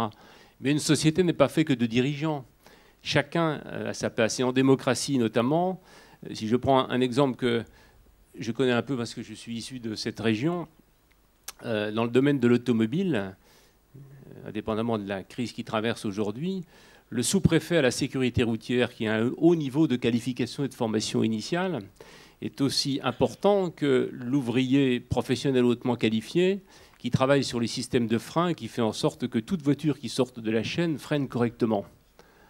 Donc je crois que notre école n'est pas habituée à reconnaître dans l'égalité les différentes dimensions de la culture qui constituent le bagage commun que tout citoyen doit avoir pour entrer dans la vie, le renouveler et faire les choix personnels, professionnels et citoyens qui rythment une vie humaine. Voilà. Donc la question qui nous est posée, c'est la recherche à tout prix de la performance et de la compétition aujourd'hui, sert-elle ou ne dessert-elle pas un projet de société qui fait la place à tout le monde? Et je crois que ça, c'est une question importante posée à l'école, mais plus globalement, je dirais à toute politique éducative locale, parce que la question de la performance peut aussi se poser parfois dans l'hypercompétitivité développée en milieu sportif, voire même dans d'autres milieux. Et la question du bien-être, la question de la bienveillance à l'égard de tous les élèves à l'école et dans tous les lieux éducatifs, de telle sorte qu'ils prennent conscience à la fois d'eux-mêmes, de la bienveillance dont ils sont objets, mais qu'ils apprennent aussi à être bienveillants à l'égard des autres. En gros, comment des enfants sont considérés pour que progressivement ils aient à la fois le souci d'eux-mêmes, le souci des autres et le souci des cadres collectifs dans lesquels ils vont vivre et se mouvoir, en ayant aussi la possibilité de les faire évoluer et progresser. Et la question du bien-être, c'est celle-là. Elle s'articule avec ce qui permet effectivement d'accéder au bien-être, non pas dans la compétition avec les autres, mais plutôt dans la coopération et la bienveillance à l'égard des autres. Alors à propos des enfants et des petits-enfants, une question qui est revenue à plusieurs reprises, c'est l'entrée des enfants à l'école des 2 ans. La question elle est répétitive, est-ce que ce n'est pas trop tôt? Et si jamais ce n'était pas trop tôt, qu'est-ce qu'on peut développer comme activité? Qui souhaite répondre? Vous pouvez également, Bruno Suchot et bien sûr Catherine Damron. Oui, il y a pas mal de résultats par rapport à cette question, et on sait que les élèves qui ont fréquenté l'école dès l'âge de 2 ans ont une probabilité plus grande de mieux réussir leur scolarité primaire. Ils redoublent moins, ils ont un meilleur niveau de connaissance. Donc, je pense que c'est une bonne chose de relancer cette scolarisation à 2 ans. Faut pas oublier... Est-ce qu'on n'est pas dans la performance, là, justement? On n'est pas dans la performance. La performance. Je vous provoque exprès. Hein. Ouais, pour augmenter en tout cas le taux de scolarisation, si c'est une performance, celle-là, il faut la poursuivre. Hein. On est passé de 35% dans les années 80 à guère plus de 10%, je crois, maintenant. Donc il y a eu une politique qui a conduit à déscolariser un certain nombre d'enfants. Et je pense qu'il faut le faire. Il faut le faire sans doute aussi par équité, parce que est ciblé, comme c'est prévu aussi plutôt pour dans les milieux défavorisés. Alors après se pose la question évidemment de ce qu'on fait à cet âge-là en termes d'activité. La question des rythmes aussi est posée, parce qu'on ne doit pas traiter pareil un enfant à 2 ans qu'à 8 ou 9 ans. Et l'interrogation sur l'école maternelle, alors je ne sais pas, c'est peut-être un nouveau prochain chantier du ministre, mais en tout cas, ça mérite aussi réflexion aussi qu'à cet âge-là, il y a un certain nombre d'activités qui peuvent être très efficaces en termes de, pas des activités de type scolaire, mais des activités qui peuvent permettre de développer les capacités cognitives et de réduire plus tard ces inégalités entre élèves. Ouais. Que peut-on faire pendant la pause méridienne qui ne soit pas néfaste à l'apprentissage scolaire de l'après-midi? Est-ce qu'on peut envisager des activités sportives ou autres? C'est une question qui est revenue également à plusieurs reprises. Qui veut s'y coller, tenter d'y répondre? Il se regarde, se consulte. Moi, j'ai juste, j'allais dire rien, parce qu'il y a aussi cette question, tout à l'heure, ça rejoint celle du bien-être. Il faut aussi imaginer l'école, et une grande pause méridienne, ça peut être aussi le moment où certains enfants se reposent tout simplement et profitent de moments de calme sans absolument qu'il y ait des activités organisées. Et je crois qu'on n'est pas... On parlait de modèles tout à l'heure d'autres pays. Il y a d'autres pays qui ont des objectifs plus globaux de bien-être de l'enfant et pas ce modèle de la performance, justement, comme on peut l'avoir. Donc, sans doute qu'à certains moments, il peut y avoir des activités très, très libres et puis laisser les enfants aussi, à certains moments, tranquilles. Simplement, nous avons une modeste expérience avec une opération qui s'appelle Lire et faire lire, qui se déroule très souvent sur la pause méridienne. Ce sont des retraités qui font partager le plaisir de lire et la découverte du patrimoine de la littérature de jeunesse à des groupes de 3-4 enfants, à la fois dans l'école ou dans des structures associées à l'école dans la pause méridienne, après le temps du repas ou quelquefois avant, quand il y a plusieurs services. C'est une activité qui relève à la fois, je dirais, d'objectifs et d'ambitions culturelles, sans doute aussi d'une phase de repos, parce qu'écouter une histoire lue, c'est un moyen aussi de se reposer, voilà, et puis de laisser son esprit vagabonder. Mais je crois que ce que Bruno Suchot vient de dire est extrêmement important. Attention à cette obsession que nous avons aujourd'hui de tout organiser. Alors ce que je vais dire va sembler d'une grande naïveté et sans doute d'une grande irresponsabilité, mais réfléchissons un peu à la société que nous organisons, qui consiste à prendre tout en charge, systématiquement, à tout organiser, tout codifier. Pourquoi, par exemple, n'avons-nous plus ces expériences qu'on a conduites dans les années 80? C'était plutôt avec des plus grands, des préadolescents, des terrains d'aventure qu'on ne s'amusait pas à surcodifier avec un encadrement bien délimité, avec des temps d'activité qui étaient des temps bien organisés et qui ont laissé des traces extrêmement positives dans la formation de la jeunesse dans les années 70-80. Alors on dira que c'est pour des raisons de sécurité, parce qu'aujourd'hui on n'est plus capable de laisser un terrain vacant au milieu d'une ville avec une carcasse de voiture, un peu d'outils et 2 éducateurs qui regardent des enfants se débrouiller un petit peu tout seuls. Je pense que nous avons fabriqué nous-mêmes les conditions de cette hypersécurité et qu'il faut réfléchir, dans le même temps que nous invitons les enfants à être de plus en plus responsables et de choses dont on n'imagine pas encore l'amplitude en termes de responsabilité humaine, à cette incapacité parfois dans laquelle nous les mettons en hyper-organisant les temps qui leur sont donnés, en ne les laissant pas eux-mêmes s'organiser parfois. Une autre question. Vous voyez, je pose des questions et il leur pose d'autres par-dessus. On a une somme de questions qui grandit. Je vous en prie. On me demande juste de pouvoir illustrer avec l'enquête qu'on a menée auprès des différentes villes en France, effectivement, sur ce qui a pu être développé sur la pause méridienne. Je vais citer plus particulièrement l'exemple de Lyon. D'autres ont fait le choix de la pause méridienne étendue, mais Lyon, avec le choix d'une pause très étendue de 2h 3/4, s'est posé la question de qu'est-ce qu'on peut faire sur cette pause méridienne. Et leur ligne de conduite, c'était justement, on a le droit de ne rien faire. C'est-à-dire qu'il y a des ateliers qui sont proposés, mais il y a les les enfants ont le droit toujours d'être en retrait de cet atelier, d'être au fond de la pièce où se déroule l'atelier et de vaquer calmement et librement à son imagination. Et les activités qui sont proposées, alors elles sont très variées, hein, sportives, culturelles, en essayant de ne pas avoir des activités qui sollicitent trop de concentration, puisqu'on justement l'analyse des rythmes chronobiologiques montre que c'est pas un temps où la capacité d'attention des enfants est au maximum, et c'est aussi pour leur permettre après d'en avoir plus sur l'après-midi. Ce qui est remonté très fortement aussi de la part des villes enquêtées, c'était la question des locaux. En fait, d'une part, les locaux, en termes de dortoirs, sont déjà parfois saturés. On ne peut pas faire dormir tous les enfants qui auraient besoin encore d'une sieste en maternelle, par exemple, parce qu'il y a un problème de locaux, mais aussi des temps calmes, abrités du bruit de la cour, l'accès, ne serait-ce que l'accès à la salle de documentation d'une école, qui n'est pas toujours ouvert sur le temps du midi, et donc les enfants ne peuvent pas, accompagnés par un adulte, lire tranquillement dans cette salle-là. Donc il y avait toute une réflexion sur l'aménagement des locaux pour permettre des activités libres, non encadrées sur ces temps-là. Une autre question. Qui doit gérer le temps libre de l'enfant? Est-ce qu'il s'agit de l'école, de la mairie ou autre? Et là est apparu un nouveau mot, le mot de gouvernance. Est-ce qu'il faut une gouvernance? Un mot qu'on a déjà entendu sur d'autres thématiques, rappelez-vous. Et là, c'est Bruno Suchot qui y va. Je vais simplement répondre oui. Bon. Non, oui, parce que je disais tout à l'heure que ça allait être complexe, et puis que réfléchir à une nouvelle organisation du temps comme ça sur la semaine scolaire pose des problèmes concrets.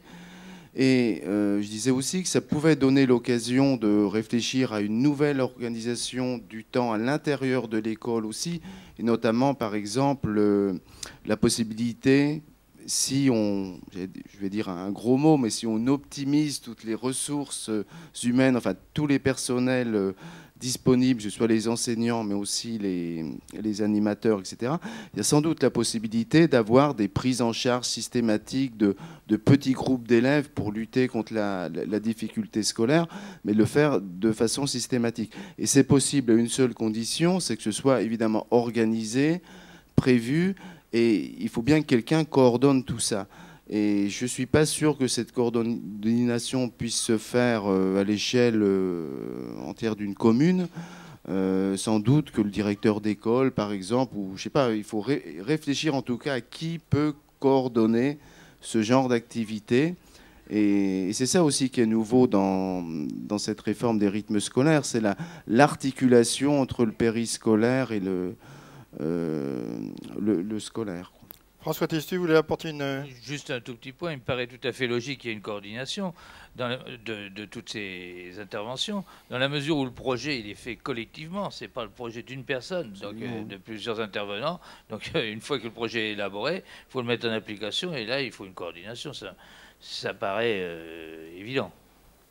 Alors, je regarde mes différentes questions, parce qu'il y a quand même pas mal de réponses qui ont été faites dans leur exposé. J'en ai, on va dire, une dernière là qui concerne, alors on l'a évoqué, mais je vous la soumets quand même. C'est une préoccupation sur l'harmonisation avec les différents partenaires de l'école, là encore qu'il s'agisse des familles, des collectivités, des associations, et aussi une harmonisation entre les départements. On parle de territoire, puisque là c'était très précis, on dit c'est l'Académie de Rouen qui bien sûr a la responsabilité d'eux, et est-ce qu'il faut penser une harmonisation entre les départements, et était aussi sous-jacent l'idée du transport. Si on fait une chose dans un département, comment fait-on dans l'autre département pour les familles qui sont à cheval sur un département? Mais c'est des questions qui sont à la fois très, très particulières, très précises, mais qui sont également soumises à la réflexion. Est-ce que vous voulez répondre à cette notion d'harmonisation? C'est comme vous voulez, parce que vous allez, dans un sens, vous faites la phase préconclusive. Donc voilà, Eric Favé. D'ailleurs, la question de l'harmonisation, il y a plusieurs dimensions. Il y a une dimension, je dirais, assez fonctionnelle, celle du transport, fonctionnel et économique d'ailleurs, et gestionnaire.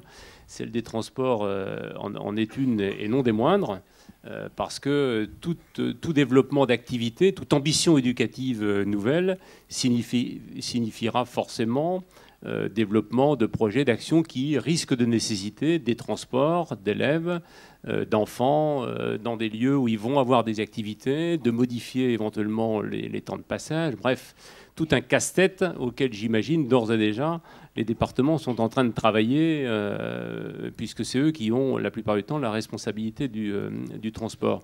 Mais l'harmonisation, c'est aussi les questions de formation, c'est les questions de rythme et de temps d'une commune à une autre, c'est modèle unique ou pas modèle unique.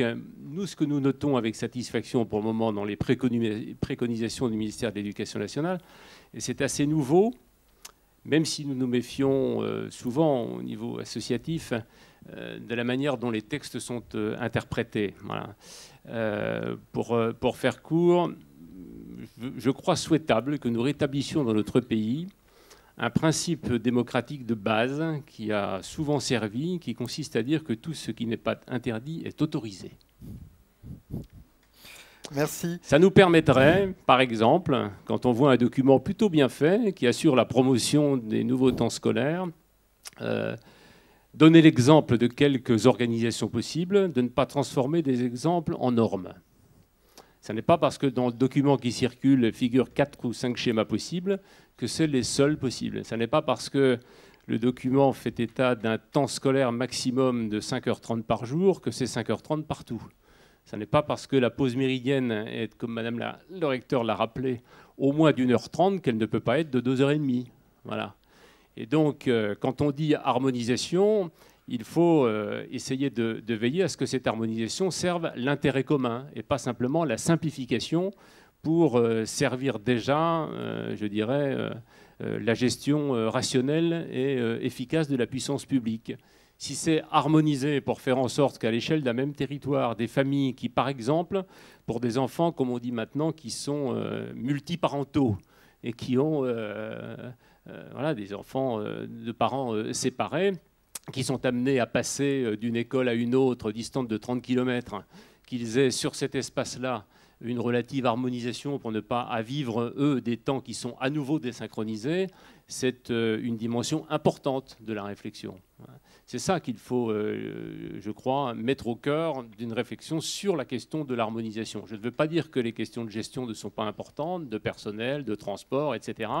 Je peux vous parler, si vous voulez, des difficultés que nous avons dans le secteur associatif aujourd'hui à repenser l'affectation et le travail des animateurs périscolaires, qui vont devoir, par exemple, passer du mercredi matin à d'autres temps sur la semaine parfois. C'est un vrai sujet, nous en parlons avec eux, y compris avec leurs organisations représentatives, ou bien à éviter qu'il y ait des effets de déqualification de l'activité dû, je dirais, à l'assouplissement des normes d'encadrement, puisqu'on va passer sur un certain temps pour favoriser la prise en considération de ces questions par des communes nouvelles, d'un animateur pour 14, un animateur pour 18. Ça ne doit pas se traduire par une baisse de qualité de l'encadrement. Donc c'est comment combiner cela pour faciliter l'entrée de collectivités dès cette année dans le réaménagement des rythmes scolaires et des projets éducatifs de territoire.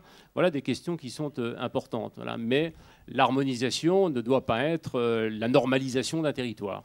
Et votre propos est la traduction de 4 questions qui figurent également sur ces fiches. Je terminerai par une affirmation d'une personne qui dit, et je laisserai la phase conclusive à François Testu, qui dit « Repenser le temps de l'enfance, c'est aussi repenser le temps des agents communaux territoriaux avec une formation adaptée ».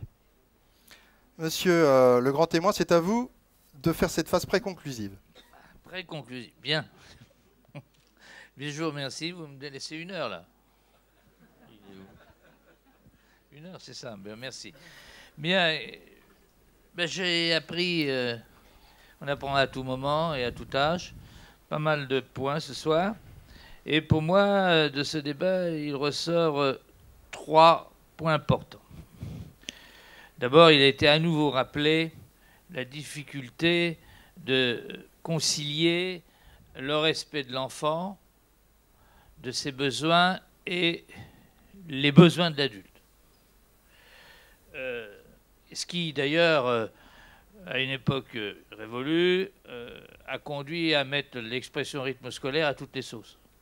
C'est-à-dire que les rythmes scolaires, ça pouvait très bien être les emplois du temps scolaire, les calendriers scolaires, les aménagements du temps scolaire, mais plutôt les calendriers et les emplois du temps, parce que c'était une rythmicité, où on faisait alterner temps de travail scolaire et autre temps, de loisirs ou autres activités. Ça, c'est une première définition. C'est celle qui correspond à la satisfaction des besoins des adultes, parce que les emplois du temps scolaire, ils ont été faits en fonction des adultes et en fonction des besoins de la société, comme l'expliquait tout à l'heure notre collègue. Et là, ça a été difficile. Et c'est encore plus difficile aujourd'hui avec ce que nous a expliqué notre collègue, Catherine. Deuxième définition des rythmes scolaires, c'est de considérer les rythmes de vie des jeunes en situation scolaire. Là, c'est un peu le secteur sur lequel j'ai travaillé. Mais il faut quand même savoir que le cœur, il bat à l'école, mais il bat en dehors de l'école. Le cœur, le battement du cœur, c'est un rythme biologique. Vaut mieux l'avoir. Hein. Donc, mais ce petit cœur, il bat aussi en dehors de l'école. Et nos rythmes sont comme ça. Les rythmes biologiques et aussi les rythmes psychologiques.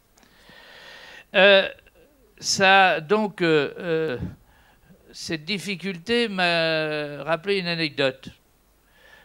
De mettre en place des emplois du temps qui arrivent à satisfaire ces deux pôles d'intérêt. Je me souviens avoir fait une conférence une fois comme ça dans la banlieue parisienne, tout au bout de la banlieue, au terminus du RER je ne sais combien. Alors là, imaginez un provincial allant à Paris. Et j'ai vécu un moment d'histoire. D'abord, j'ai loupé Enfin bref, je vous fais grâce de ma vie. Et j'ai passé 2h, 2h30 dans le métro, enfin dans le RER, avec le secret espoir qu'il allait se vider à un moment ou à un autre, parce qu'on était tous debout. Les gens avaient les yeux dans le vide. Certains arrivaient à lire quand même. Ça, c'est fabuleux. Et puis, ça sentait mauvais, il faut le dire. Et puis, une fois arrivé, j'ai couru parce que j'avais déjà une demi-heure de retard. Et ce soir-là, j'ai dans un moment... un élan de générosité, j'ai fait pleurer la salle sur le sommeil. En disant, il faut que nos enfants dorment, il faut démystifier la punition au sommeil, il faut arrêter. Le sommeil doit être associé d'une petite histoire le soir. Quand vous arrivez avec votre enfant, vous le lavez, vous lui donnez à manger, vous le couchez et vous lui racontez une petite histoire pour faciliter son endormissement. Puis d'un seul coup, flash, je dis, mais attendez, là, les personnes qui sont devant moi, ce sont les mêmes que ceux que j'avais tout à l'heure dans le métro. Vous pensez que ces personnes-là, ils ont envie, une fois rentrés chez eux, de raconter une petite histoire à leur enfant? Ça vous fait rire, mais moi, ça ne m'a pas fait rire. Je n'ai pas pleuré quand même. Mais je me suis dit, c'est quand même entre la réalité de la vie et ce que nous voudrions, il y a quand même un large fossé. Et je me suis donné une claque, arrête. Mais oui, non, mais c'est ça le problème. Hein? Alors, ça c'est une première chose que j'ai pu... là, ça m'a rappelé cette histoire, ce que vous disiez. Et c'est vrai que c'est difficile avec toutes ces questions. Je ne vais pas refaire tout ce que vous avez dit. Deuxième point, il a été évoqué des expériences, non, pas des expériences, des enquêtes. Ça se fait comme ci, comme ça, comme ça. Là aussi, ça me rappelle une anecdote. C'était d'ailleurs dans la ville de Rennes, votre ville. Eh bien, et c'était les journées du je sais pas quoi, organisées d'ailleurs par la Ligue et la ville de Rennes. Et je me souviens pertinemment du début de l'après-midi, où on avait des enfants comme témoins. C'était des témoins. Et Hubert Montagnier était là, il pose la question aux enfants, c'était au moment de la sieste. Est-ce que vous vous sentez bien, les enfants? Ils ont tous dit oui. Ils étaient dans des fauteuils, bien installés, prêts à dormir. Sauf que c'était là, dans un cas particulier, mais il ne faudrait peut-être pas généraliser à partir de cela pour dire que là, à ce moment-là, les enfants sont en forme. Ils ont le sentiment d'eux. Et que là, ben, ça serait quand même un peu abusif. C'est pas ce que je dis pour ce que j'ai entendu, attention. Mais il faut se méfier du subjectif. Ce qui m'amène à dire que dans la politique qui va être menée en matière d'aménagement du temps, sans transformer les écoles ou les centres de loisirs ou les activités en terrain expérimental, en laboratoire, les élèves, nos enfants ne sont pas des rats dans les labyrinthes, hein, absolument pas. Sans transformer ces lieux en sites expérimentaux, il va falloir quand même entreprendre des évaluations pour le moins sérieuses, du moins pour les apprentissages scolaires. Je dissocie là apprentissage scolaire parce que c'est quand même le but, c'est de la réussite aussi scolaire dans ces nouveaux aménagements du temps. Et il va falloir mettre que ces apprentissages, eh bien, il va falloir les évaluer selon les différents types d'aménagement du temps. C'est prévu, mais je préfère le rappeler. Quand on mène des nouvelles politiques, eh bien, il faut savoir les évaluer sur tous les plans. Les plans économiques, plan du bien-être, plan performance, bref. Mais c'est une nécessité, sinon... comment voudriez-vous que après on prenne au sérieux nos aménagements du temps si on n'a pas du solide? Et puis si on se trompe, il faudra qu'on fasse un peu marche arrière. Ça, c'est pas très grave, à la condition que les enfants n'en souffrent pas. Troisième point. Troisième point, et j'ai fini. Vous voyez, vous étiez inquiet. Vous avez raison. Et moi, c'est la gestion du temps. Je ne repense pas tout le temps au temps, mais j'y pense un peu quand même. Eh bien, le troisième point, c'est tout. J'avais plus rien à vous dire puisque vous m'avez coupé. Non. Je reviens sur la dissociation qui a été faite qualité-performance. Je crois que c'est très important. Il me semble fondamental, effectivement, que l'on fasse cette distinction.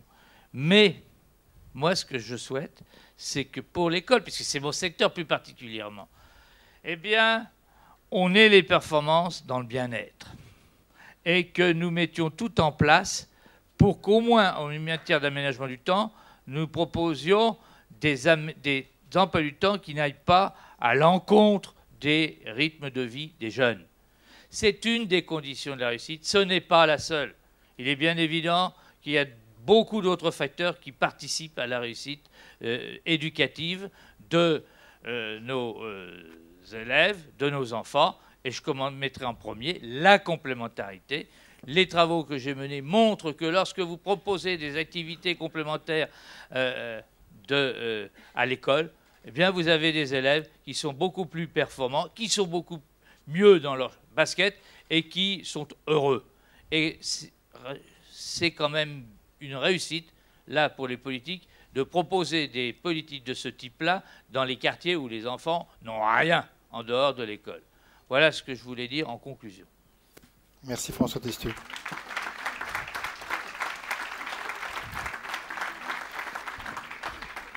Didier Marie, Monsieur le Président, votre conclusion. Merci. Écoutez, c'est pas très facile de conclure après Monsieur Testieux. D'abord, je voudrais remercier nos invités pour leur disponibilité, la qualité de leurs interventions. Et puis remercier toutes celles et ceux qui ont consacré une partie de leur soirée à cette rencontre. Et pour celles et ceux qui n'ont pas pu venir, leur dire, mais même aux autres, que c'est consultable sur Internet, puisque tout ça est conservé dans la durée. Moi, je me disais, avant cette conférence, au regard de l'actualité qui nous occupe, tiens, ça tombe bien, on va avoir un certain nombre de solutions clés en main avant de repartir. Et ça va nous permettre de mettre en place nos dispositifs. En fait, le constat que je fais, c'est que nous ne sommes qu'au tout début de la question du temps de l'enfant, en appréhendant celle-ci par le temps scolaire, et que tout le reste reste à faire. Donc ça nous interpelle, et en même temps, c'est plutôt passionnant, parce que ça montre qu'il y a beaucoup de travail à faire et qu'il va falloir le faire collectivement. C'est vrai que la société est en mouvement accéléré et qui va de plus en plus vite. Vous avez cité toute une série de choses sur la durée du temps de travail, l'explosion du temps de vacances, l'impact économique que ça peut représenter. Il y a aussi les évolutions liées au statut de la femme, au fait qu'aujourd'hui, la plupart d'entre elles travaillent. Il y a la question des familles recomposées, dont on n'a pas parlé, mais qui est un sujet dont nous, on entend beaucoup parler dans la question de la mise en œuvre de nouveaux rythmes à l'école. Il y a la question de la révolution numérique, d'Internet, etc. Bref, il y a toute une série de choses qui bougent à toute vitesse aujourd'hui et qui nous amènent à nous interroger sur nos pratiques. Alors, le temps de l'enfant doit être pris en compte. Je crois qu'aujourd'hui, toutes celles et ceux qui sont dans cette salle en sont convaincus. S'il y avait quelques réticences avant le débat, je pense qu'elles sont levées, mais je ne pense pas qu'il y en ait beaucoup. Donc la conclusion de tout ça, c'est que celui de l'école, même si on n'y passe qu'un an sur 12, doit quand même être interrogé, parce que c'est un temps qui pèse sur le développement de l'enfant et qui pèse aussi sur son temps. La conclusion que vous nous avez donnée, c'est que le temps éducatif doit être pensé différemment, globalement, de façon interconnectée. Ce qui ouvre un certain nombre de perspectives. Sur la question de la gouvernance, reste posé celui de la responsabilité. Vous suggériez que ce soit plutôt l'élu qui coordonne le projet éducatif local ou territorial, selon la manière dont on veut l'appeler. Vous-même, vous disiez que le directeur d'école était peut-être le plus à même de coordonner les choses à son niveau. Donc il y a vraisemblablement des réflexions amenées là-dessus. En tout cas, il est clair que l'aménagement du temps scolaire va déclencher une réaction en chaîne et aura des incidences sur bon nombre de choses. Et vu qu'il faut bien commencer par quelque chose, on se dit qu'effectivement, cette initiative devrait provoquer toute une série de réactions.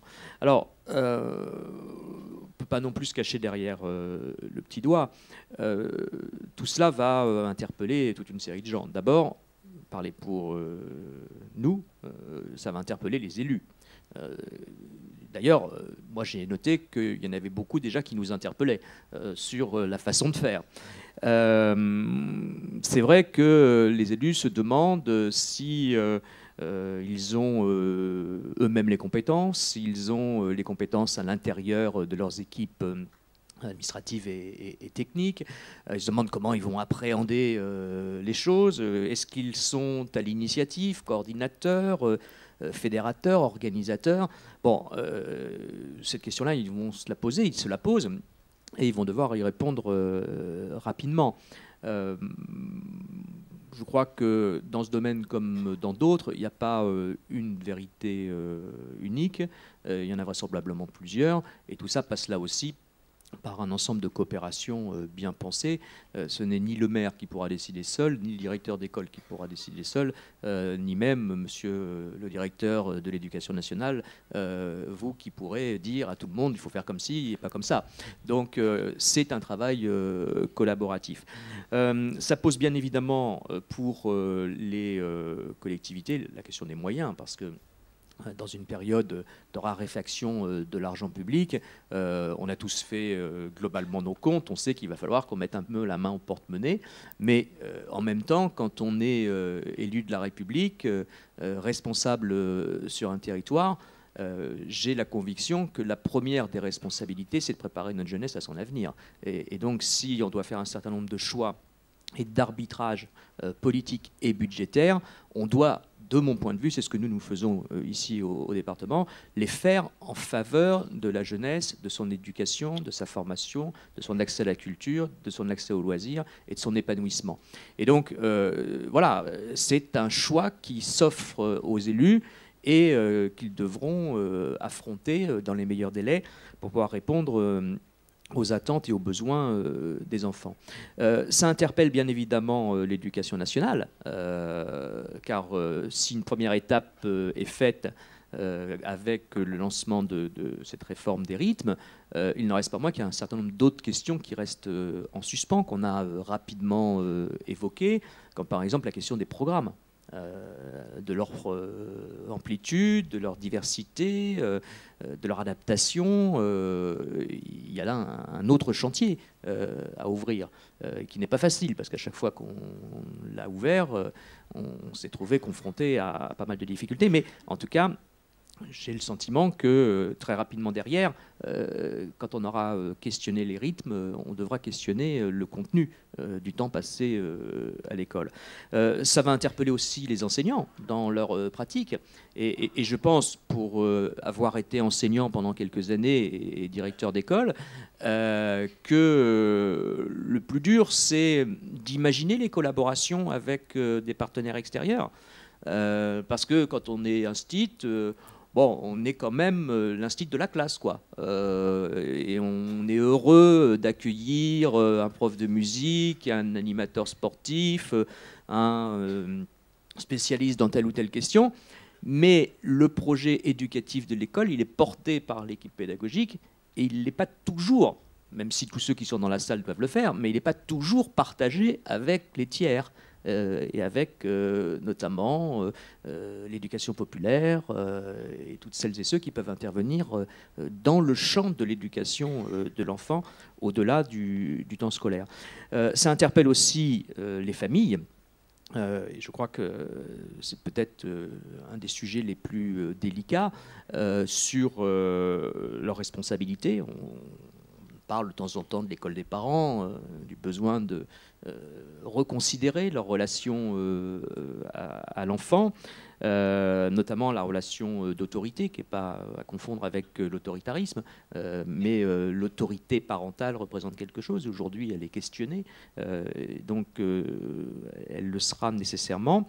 Et puis, bon, toute une série d'autres choses viendront bien évidemment chemin faisant. Par rapport à la question d'actualité qui est celle des rythmes scolaires, bon, le constat est fait et il est largement partagé qu'il faut les changer. En même temps, quand le ministre dit on y va, tout le monde a tendance à appuyer sur le frein. Et nous, ce que nous entendons aujourd'hui, c'est plutôt prenons le temps, réfléchissons et reportons un peu les choses. Bon, en même temps, à force de reporter, si j'ai bien compris, ça fait quand même pas mal d'années qu'on le fait, on n'avance pas. Et moi, je suis de ceux qui pensent que non seulement il faut y aller, mais qui est conscient que ça ne sera pas parfait et qu'il ne faut pas attendre à la rentrée 2013 la mise en place dans toutes les communes qui le feront un dispositif absolument parfait, qui fonctionnera de façon bien huilée et qui mobilisera toutes les énergies. Les choses vont se construire chemin faisant. À un moment donné, il faut bien commencer. Et voilà, je crois qu'il faut qu'on y aille. Le tempo est donné là aussi. Et il faut s'en saisir. Enfin,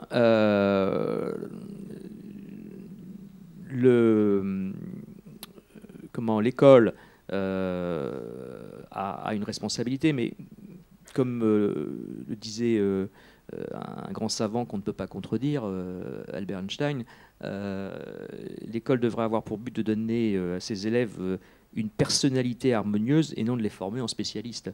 Et je crois que ça résume bien tout ce que nous disons ce soir, c'est que l'école est un des éléments du façonnage de la personnalité des individus qu'on lui confie pendant un temps donné, somme toute relativement court, comparé à la vie d'un être humain, mais en même temps extrêmement important de par la mission qu'on lui confère.